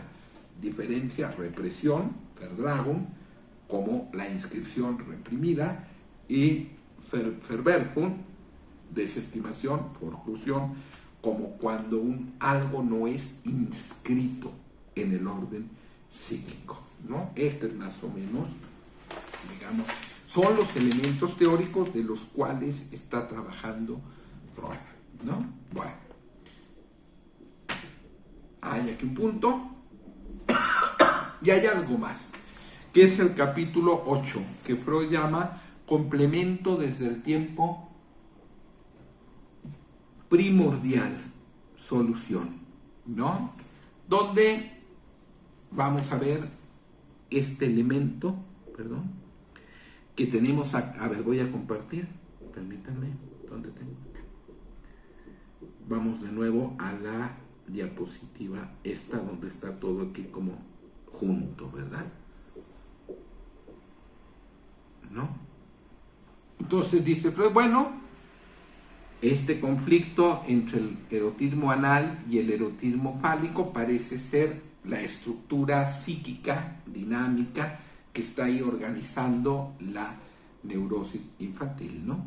Sabemos, por ejemplo, que a partir de este conflicto, pues está como una manera de resolverlo la necesidad de escindir al padre en un padre bueno y un padre malo, que a lo largo de la neurosis va adquiriendo diversas formas, ¿no? En la época de la fobia, el padre bueno es el papá, el padre malo es el lobo.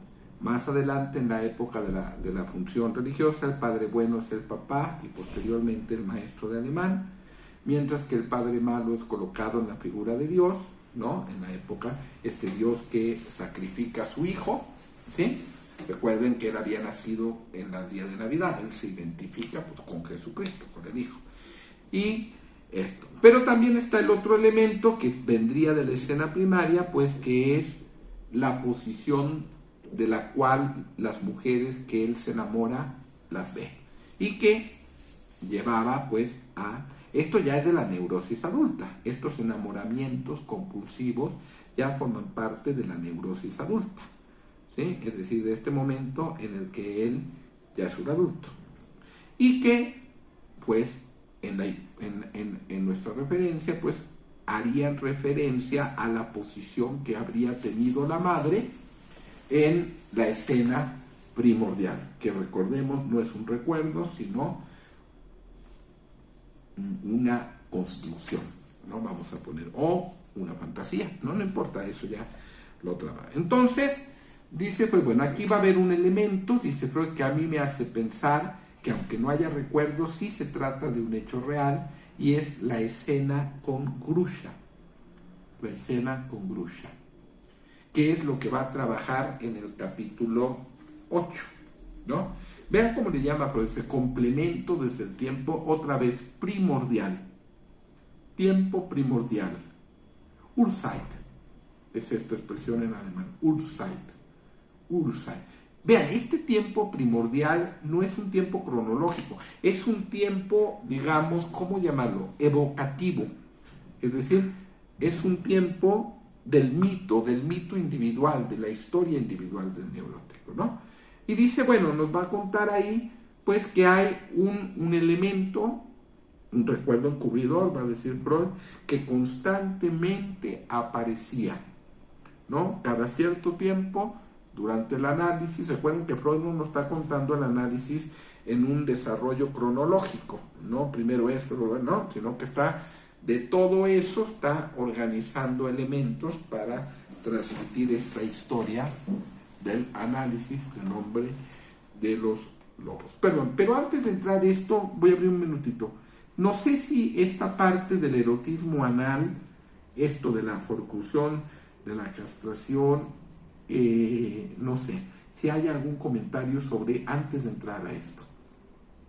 Esto ya lo podemos desarrollar a partir de aquí y la próxima sesión, junto ya con la parte de, ya la otra parte de la neurosis, que es el episodio paranoide, que es lo que va el texto de Ruth Brunswick, ¿no? Eso ya sería para la próxima sesión, terminamos esto de complemento desde el tiempo primordial, o sea, la escena con Grusha, y trabajaríamos el texto de Ruth Brunswick sobre el episodio paranoide, ¿sí?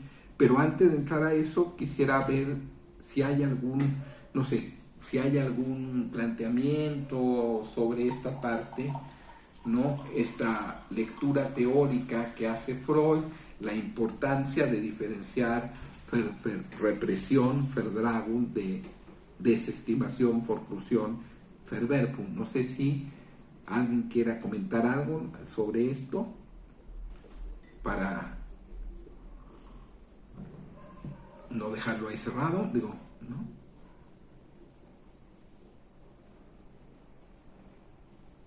Bueno, podemos igual la sesión que viene, no hay ningún problema, ¿no? O sea, yo les invito mucho a que trabajen este capítulo, esto que acabamos de ver, es bien importante y es como Lacan va a introducir la problemática de la psicosis, ¿no? El seminario 3, básicamente va a centrarse en ese parrafito, ¿no? ¿Sí? En ese parrafito que acabamos de leer. Bueno, ¿sí? Más o menos, ¿no? Bueno, vamos a dejarlo abierto entonces pues para la próxima sesión. Entonces les pido por favor eso y vamos a empezar a trabajar con el texto de Ruth Brunswick, ¿no? Que es el texto sobre ¿sobre qué? Sobre el episodio paranoide, que es muy interesante, que corresponde aquí en la diapositiva a esto, ¿no? Hacia el último momento, o al menos de lo que tenemos registros, seguramente hay más, de la neurosis adulta. Vean, por ejemplo, que ya tenemos elementos de la neurosis infantil colocados en este primer episodio, que es el episodio adulto que lo lleva al análisis. ¿No? Entonces, bueno, ¿qué ocurre? Dice, aparece un recuerdo encubridor, ¿no? Dice de una época no muy definible, pero que debe haber sido como a los 5 años, ¿no? Dice, cierto día dijo que no perseguía una bella mariposa grande, veteada de amarillo, cuyas grandes alas terminaban en prolongaciones puntiagudas. De pronto, cuando la mariposa se hubo posado sobre una flor, lo sobrecogió una terrible angustia ante el animal y salió disparado dando gritos, ¿no? Ahí está el recuerdo encubierto. Dice Freud, este era un recuerdo que volvía constantemente, ¿no? Sin que se pudiera, al menos de entrada, ubicar. No, dice Freud, bueno, viene toda la interpretación, dice, bueno, que primero empezaron por el color amarillo con negro, por las vetas de la mariposa, ¿no? Dice, hace unas asociaciones, que mariposa en ruso se dice babushka, ¿no? Y, bueno, ¿no? Y en algún momento piensa que las rayas remitirían al color de un vestido de una mujer, etcétera, ¿no?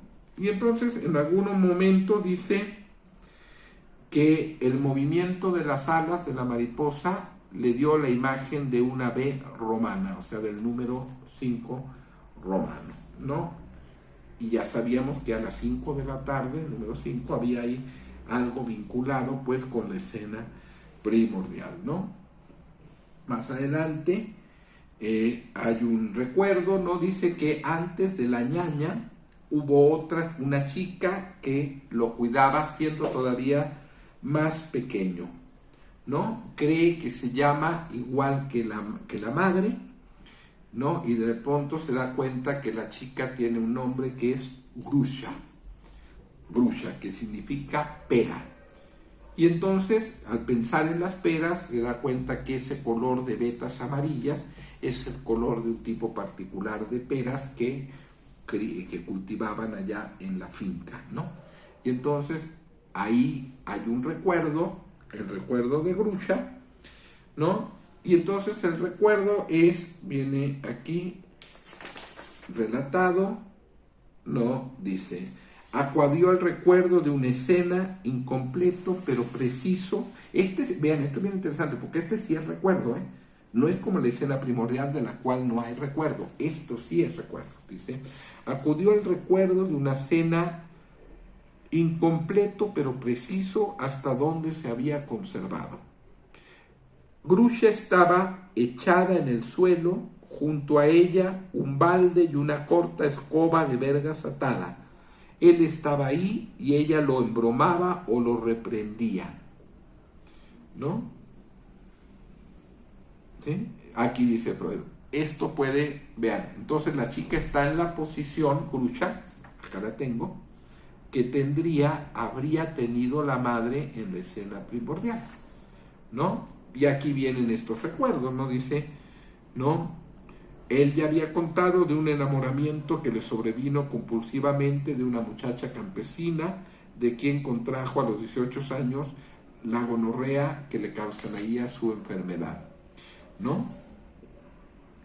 Él le daba mucha pena decir el nombre de esta muchacha porque según él era un nombre de una persona muy pobre, que no, una persona con mejor nivel social nunca lo llevaría, y resulta pues que la chica se llama Matrona.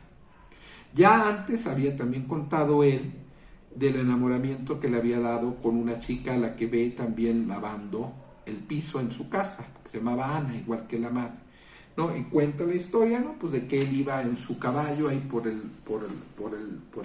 la finca y ve a lo lejos una chica lavando ropa en el río, la ve de atrás, ¿no? Ahí inclinada, y se enamora, y la chica pues parece que, digamos, afloja y le pega la gonorrea. Y la gonorrea sería el elemento que al menos en ese momento, con Freud, se considera lo que detonó la neurosis. ¿Por qué? Porque la gonorrea pues es literalmente una amenaza de castración, es una infección en el pene, ¿no? Recuerden que en esa época no había antibióticos, entonces los tratamientos para gonorrea o para sífilis eran muy difíciles y dolorosos, ¿no? Por ejemplo, había inyecciones de cloruro de plata que sí podían quitar la gonorrea, pero también mataban el tejido, ¿no? O sea, literalmente todo esto pues, literalmente operaba en el terreno de la castración real, ¿no? No parece que esto, pero no llegó a esto porque siguió teniendo una vida sexual, ¿no? Pero dice, lo que dice Freud entonces es que esta escena con Grusha establece un vínculo con la escena primaria, ¿no? Y posteriormente con las escenas ya de la vida adulta. Ana, la chica que está limpiando el piso igual que Grusha, Matrona, la que está ahí empinada, ¿cómo se llama? Lavando la ropa en el río que le pega la gonorrea, y con una que no relata Freud, pero que nosotros sabemos por sus memorias, con Teresa, ¿no? Que él la conoce cuando oye este ruido afuera de su cuarto ahí en el sanatorio de Kraepelin, y cuando se asoma a ver a esta chica empinada y recogiendo unas cosas que se le habían caído, y él dice, pues de aquí soy yo, mi reina, ¿no? Y se enamora, ¿no? Ahí tenemos estos elementos propios de la niña. Entonces ahí tendríamos la escena con Grusha, que no aparecía más que como recuerdo encubridor, el recuerdo de la mariposa, ¿no? La escena con Ana, la escena con Matrona, y posteriormente con la esposa. Y en otro, ya más adelante, él va a decir ahí en sus memorias, pues que eso siempre lo llamaba, ¿no? O sea, por ejemplo, él dice que si las relaciones sexuales no eran en esa posición, a él no le causaban ningún placer, ¿no? O se veía muy, muy disminuido, ¿no? Lo dice aquí Freud, dice, la compulsión que partía de la escena primordial se transfirió a esta escena con Grusha y siguió produciendo efectos a través de ella. Vean que otra vez la escena primordial es algo que está en duda, ¿no? A lo mejor uno podría decir, bueno, no fue la madre, sino otra vez esta fantasía de que habría visto a los animales y habría construido la escena con los padres, también encajaría en la escena con Grusha, ¿no? Dice, la compulsión siguió produciendo efectos a través de ella, de hecho a lo largo de toda la vida, ¿no? Pero la condición de amor experimentó una modificación que atestiguaba la influencia de esta segunda escena, ¿no? Se transfirió de la posición de la mujer a la actividad que realizaba en esa posición. Esto se volvió más evidente con la vivencia con Matrona. Vean que todas están limpiando. Matrona, Ana y Grucha están limpiando. Ana y Grucha el piso, Matrona está lavando ropa, ¿no? ¿Sí? Al instante se enamoró de la lavandera y con una violencia irresistible, él también lo relata en esos términos en sus memorias, viene relatado exactamente en los mismos términos, dice, y con una violencia irresistible, aunque no pudo verle el rostro, o sea, nomás la vio por detrás y dijo, mi reina de aquí soy yo, ¿verdad? Por su pose y su actividad se le había puesto en el lugar de Grucha. Ahora comprendemos cómo, al avergonzarse referido al contenido de la escena con Grucha, pudo anudarse al nombre de Matrona. Matrona, que por cierto significa literalmente madre, ¿no? Matrona significa literalmente madre, o sea, el fantasma ahí. O sea, aquí tenemos esta idea de Freud, cómo se va actualizando esto que tiene su origen en la infancia, que tendría como primer modelo la escena con Grucha y que Freud presupone vinculado a la escena primaria, ¿sí? Va a marcar la función del objeto, ¿no? Ya en su vida adulta, ¿no? Como en la vida adulta las mujeres que para él se vuelvan objeto, ¿no? Pues van a tener la peculiaridad de haber sido vistas en esa posición, ¿no? Digo, esto nos llama, bueno, a mí me llama mucho la atención, la verdad, ¿eh?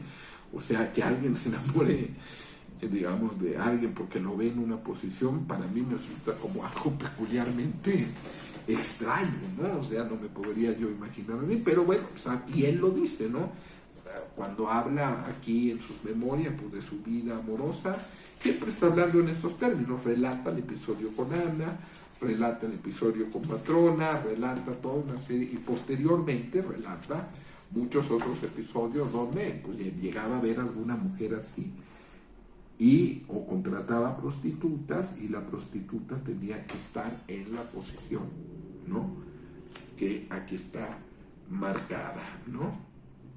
¿No? Dice entonces, él la ve, ¿no? Por ejemplo, aquí señala más adelante, dice otro ataque de enamoramiento ocurrido unos años antes de la escena con Matrona, ¿no? Dice, una joven muchacha campesina que prestaba servicio en su casa, esta es la que se llama Ana, le había gustado desde hacía ya tiempo, pero él había conseguido no aproximársele. Cierto día en que la encontró sola en la habitación, lo pilló el enamoramiento. La halló de bruces sobre el piso, ocupada en fregar, ¿no? Balde y escoba junto a ella. Es decir, vale decir tal cual la muchacha de la infancia, ¿no? ¿Sí? Este es como más o menos lo que él nos relata, ¿no? ¿Sí?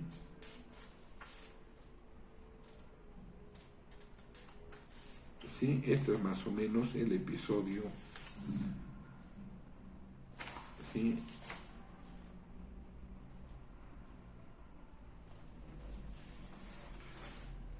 Sí, bueno, habla aquí de todo. Habla de Teresa, y cuando él en sus memorias relata lo de Teresa, es exactamente en los mismos términos. No lo quería encontrar, pero no lo encuentro. A ver. Pasó por Viena. Espérame, creo que sí viene.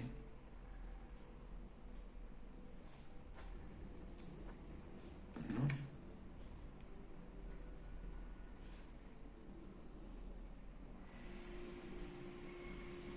Aquí habla de todos estos, ¿no? De todo el enamoramiento de Teresa, ¿no? Bueno, no lo encuentro ahorita, ¿no? Pero bueno, esto es más o menos la idea. Y aquí hay también una idea muy interesante de un sueño que él va a relatar, ¿no? Que lo relata de un modo muy particular. Dice que he soñado que un hombre arranca las alas a una vespe, ¿no? A una espe, perdón. espe, dice Freud, no pude menos que preguntarle, ¿qué quiere usted decir? O sea, ¿qué es una espe? Y él dice, pues el insecto de vientre veteado de amarillo capaz de picar. Y entonces decía, una vespe, ¿no? Avispa, ¿no? Dirá usted, le dice Freud. Se llama vespe, realmente creí que se decía espe. Y entonces este sueño es interpretado, ¿no? Como del hecho de que es una espe sin alas, o sea, sin la W, es una espe, una vespe, que se escribe con W, se le quitan las alas, la W, queda una E. Este sueño, la interpretación es que hace una referencia a la castración, o sea, de que cuando él ve a Grucha, se orina, ¿no? Freud interpreta eso y dice, un adulto quizás habría tenido una erección, el niño se orinó y a raíz de eso Grucha lo regañó. Este es más o menos este episodio, ¿no? Y bueno, ahí viene, ¿no? Todo ¿no? Esta idea. Aparte hay otro elemento interesante aquí, que es el hecho de que él nace con una cofia fetal, es decir, de estos niños que nacen envueltos en una membrana, ¿no? En alemán se llama Glückheit, ¿no? Y que sería como envoltura de la suerte, y que a partir de esta historia, pues él se sentía como protegido de cualquier mal que le pudiera acontecer. Y en esta medida, pues la gonorrea, pues viene a desmentir esa protección que él quería tener, ¿no? ¿no? También este elemento de la cofia fetal va a ser una característica de la neurosis adulta. Él va a describir la neurosis adulta como si estuviera detrás de un velo, ¿no? Dice, o sea, un síntoma, lo voy a leer un poquito acá, dice, ¿no? Dice, el paciente resumía su padecer, decía que el mundo se le escondía detrás de un velo y la enseñanza psicoanalítica, dice, pero rechaza que esto sea casual. El velo se desgarraba, cosa asombrosa, solo en una situación, a saber cuando a consecuencia de una lavativa el bolo fecal atravesaba el ano, o sea, cuando podía hacer del baño, él se sentía liberado, ¿verdad? Vean cómo el síntoma del estreñimiento, pues, está vinculado, ¿no? Que lo tiene aquí en la edad adulta, aquí, está vinculado, pues, a estas fantasías propias de la infancia. O sea, ¿qué es el argumento de Freud, no? La neurosis del adulto no viene de la nada, viene, pues, de la forma en que se constituyó la neurosis infantil, ¿no? Entonces, después de defecar, se sentía de nuevo bien y por un breve lapso veía el mundo claro. Todo esto que se le ocultaba es la característica del episodio neurótico, ¿no? ¿Sí? ¿No? Ahí está, dice Freud, que esta interpretación del velo, ¿no? Dice, había escuchado que él vino al mundo con una cofia fetal, Glückheit, por eso siempre se tuvo por un afortunado, Glückheit. Pero el contraer la gonorrea, pues es una demostración de que tal suerte no la hay, ¿no? No hay tal suerte, ¿no? Aquí viene, por ejemplo, otro elemento de la neurosis adulta, ¿no?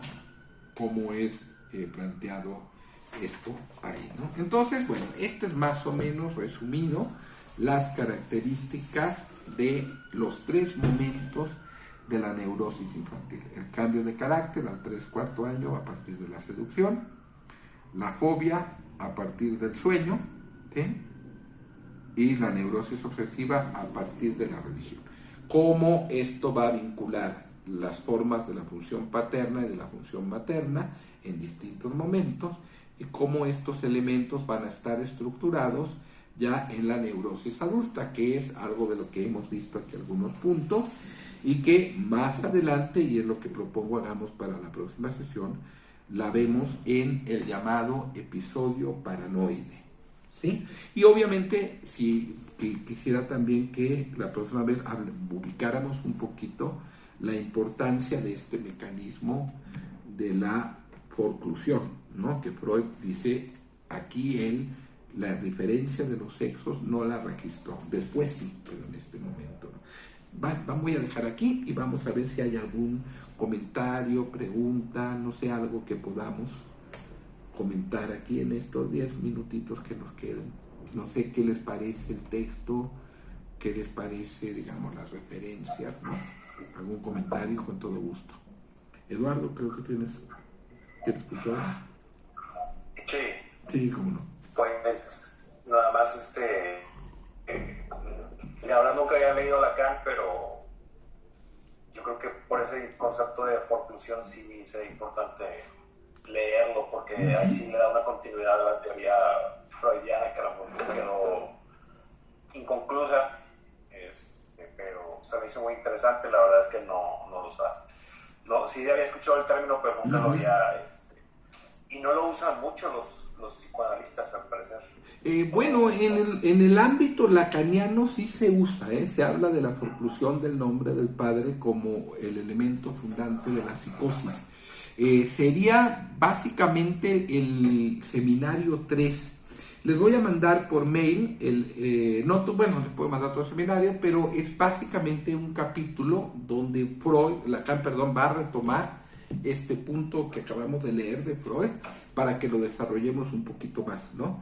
Y ahí sí, Lacan es muy enfático en decir, bueno, esto que dice Freud, que Freud lo dice, cuando digo que desestimación quiero decir tal cosa, y es claramente que lo está diferenciando de la represión, o sea, no es especulativo, Freud es preciso. Entonces dice Lacan, este mecanismo de la forclusión no es lo mismo que una represión, y esta forclusión es lo que da cauce, ¿no?, a algo muy específico que es la psicosis, y la entiende la psicosis como el no registro de la castración, con lo que eso implica, por ejemplo, la diferencia de los sexos. Entonces uno se pregunta, bueno, ¿y cómo se da la diferencia de los sexos en un psicótico? ¿No? O sea, en este término diríamos que está dada por elementos imaginarios y no por un elemento lógico, como mucho después va a trabajar Lacan la sexuación como una estructura lógica, ¿no? Entonces, eso es una pregunta muy abierta porque hable de la diferencia de los sexos, cómo opera. No, porque nosotros la pensamos desde la neurosis, pero en el psicótico debe operar de otro modo, ¿no? Esa es una pregunta abierta ahí, ¿sí? Yo asociaba la falta de castración, pero para crear al perverso. Eso es Pero, más bien la desmentida. O sea, cuando Lacan habla bueno, cuando Freud, bueno, es que es todo un episodio, pero bueno, Freud siguió durante mucho tiempo como ruta para la perversión el modelo de la homosexualidad, es un modelo fallido. Abandona eso en la década también del 20, de 1920, en un texto que se llama El fetichismo, de 1927. Ahí toma ya deja de pensar o de tratar de acercarse a la perversión siguiendo la vía de la homosexualidad y toma como modelo el fetiche. Y ahí Freud plantea que en el fetiche lo que hay es algo distinto, no una represión, Verdragung, no una desestimación, Verwerfung, sino una desmentida, Verleugnung, de la castración. ¿Sí? Verleugnung le llama Freud, Verleugnung de la castración, desmentida. Claro, hay que señalar que Freud había hablado ya de la desmentida, pero no de la castración. Ese mecanismo de la desmentida es lo que daría origen a la estructura perversa. O sea, se caracteriza, dice Freud, porque acepta la castración, o sea, si hay registro de la castración, o sea, si opera, pues, como en el neurótico, ¿sí? Pero la acepta a condición de desmentirla. ¿No? O sea, es un proceso doble. En el neurótico nada más hay represión, o sea, hay registro, pero está reprimido. En el perverso hay registro, pero bajo una condición. Esa condición es la desmentida. Desmentida no es lo mismo que desestimación. Desmentida es Verleugnung, desestimación es Verwerfung. Son dos términos distintos. A ver, les voy a compartir una pequeña diapositiva donde tengo esto. Espérenme. Es que... Bueno, esto lo podemos desarrollar después, pero... A ver, ver, les comparto una pequeña diapositiva donde tengo esto.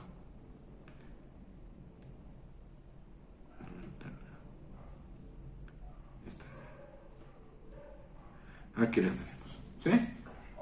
A ver si se carga. Ahí la tengo, ¿ok? O sea, habría un término en alemán, Verwerfung. Aquí, claro, añadí el autismo, pero bueno. La psicosis sería la forclusión del nombre del padre, Verwerfung.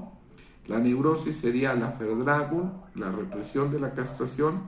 Y la perversión sería una represión y una desmentida de la castración, que es una Verleugnung. No sé si ahí... Claro, esto lo podemos desarrollar después, es medio denso, pero eso sería como un cuadrito que explicaría eso, ¿no? ¿Sí? El término en alemán, lo que es, Lacan señala mucho es que el término en alemán sí tienen para Freud un valor conceptual, ¿no? No es lo mismo decir represión, Verdragung, que decir forclusión o decir desmentida. Y de ahí Lacan va a derivar la teorización que va a hacer sobre las estructuras. Psicosis, neurosis, perversión. Aquí yo puse autismo, pero Lacan no lo plantea. Son otros autores más contemporáneos que hablan del autismo como una forclusión, pero no del nombre del padre, sino de la función del otro. Es un poco denso el asunto, pero eso es como simplificado. No sé si eso ayuda un poquito. Sí, ya porque ¿qué implica la desmentida? ¿Desconocer esa castración o...? No, desmentirla, sea sí pero no. Existe pero no. Exacto. O sea, okay. Freud lo trabaja en un artículo que se llama La escisión del yo en el proceso defensivo, de 37, dice, el sujeto fetichista acepta la castración a condición de que haya alguien no castrado. O sea, dice, el fetiche es el sustituto del pene, pero no de cualquier pene, del pene de la madre, ¿no? De alguien que no tiene pene, podríamos decir, ¿no? Entonces, acepta la castración, la propia, a condición de que exista alguien que no esté castrado. No, digo, es denso, porque si lo digo así puede sonar un poco, ¿no? Incluso podríamos hacer un seminario sobre estructuras en un futuro, pero más o menos, digo, hemos hablado, hemos hecho seminarios sobre la perversión, algunos de los que están aquí han asistido a esos seminarios, creo que Enrique, ¿no? Y Ana también, si no me equivoco, Estela también han asistido, ¿no? Lo podemos desarrollar en un futuro, pero sí en Freud es claramente diferenciado, y es a partir de ahí que Lacan lo va a trabajar, ¿sí? No sé si se aclara, ¿sí? Sí. No sé si alguien más tenga algún comentario sobre esta parte que vimos hoy. ¿Qué les pareció? No sé. O sea, lo importante es vean, ¿no? Cómo Freud nos quiere mostrar que lo que le pasa al adulto pues viene de su estructura infantil, ¿no? Que es lo mismo que se está reorganizando, replanteando, reeditando, ¿no? Incluso, ¿no? Que es como el fundamento de la teoría de la neurosis, ¿no? Y bueno, vamos a ver también ahora que veamos el último texto, el de Ruth Brunswick, cómo Freud comete errores muy graves, ¿no? Que van a tener un efecto transferencial, ¿no? Por el lugar en el que Freud está colocado en el fantasma del hombre de los lobos, ¿no? Esa parte es bien interesante, ¿no? Bueno, si no hay más preguntas, creo que podríamos dejar por aquí por hoy. ¿Les parece bien? Sí, muchas gracias. Bueno, pues, un saludo a todos, que estén muy bien, cuídense muchas mucho. Gracias. Hasta luego. Saludos. Cuídense mucho. Hasta luego. Chao. Chao. Gracias. Chao.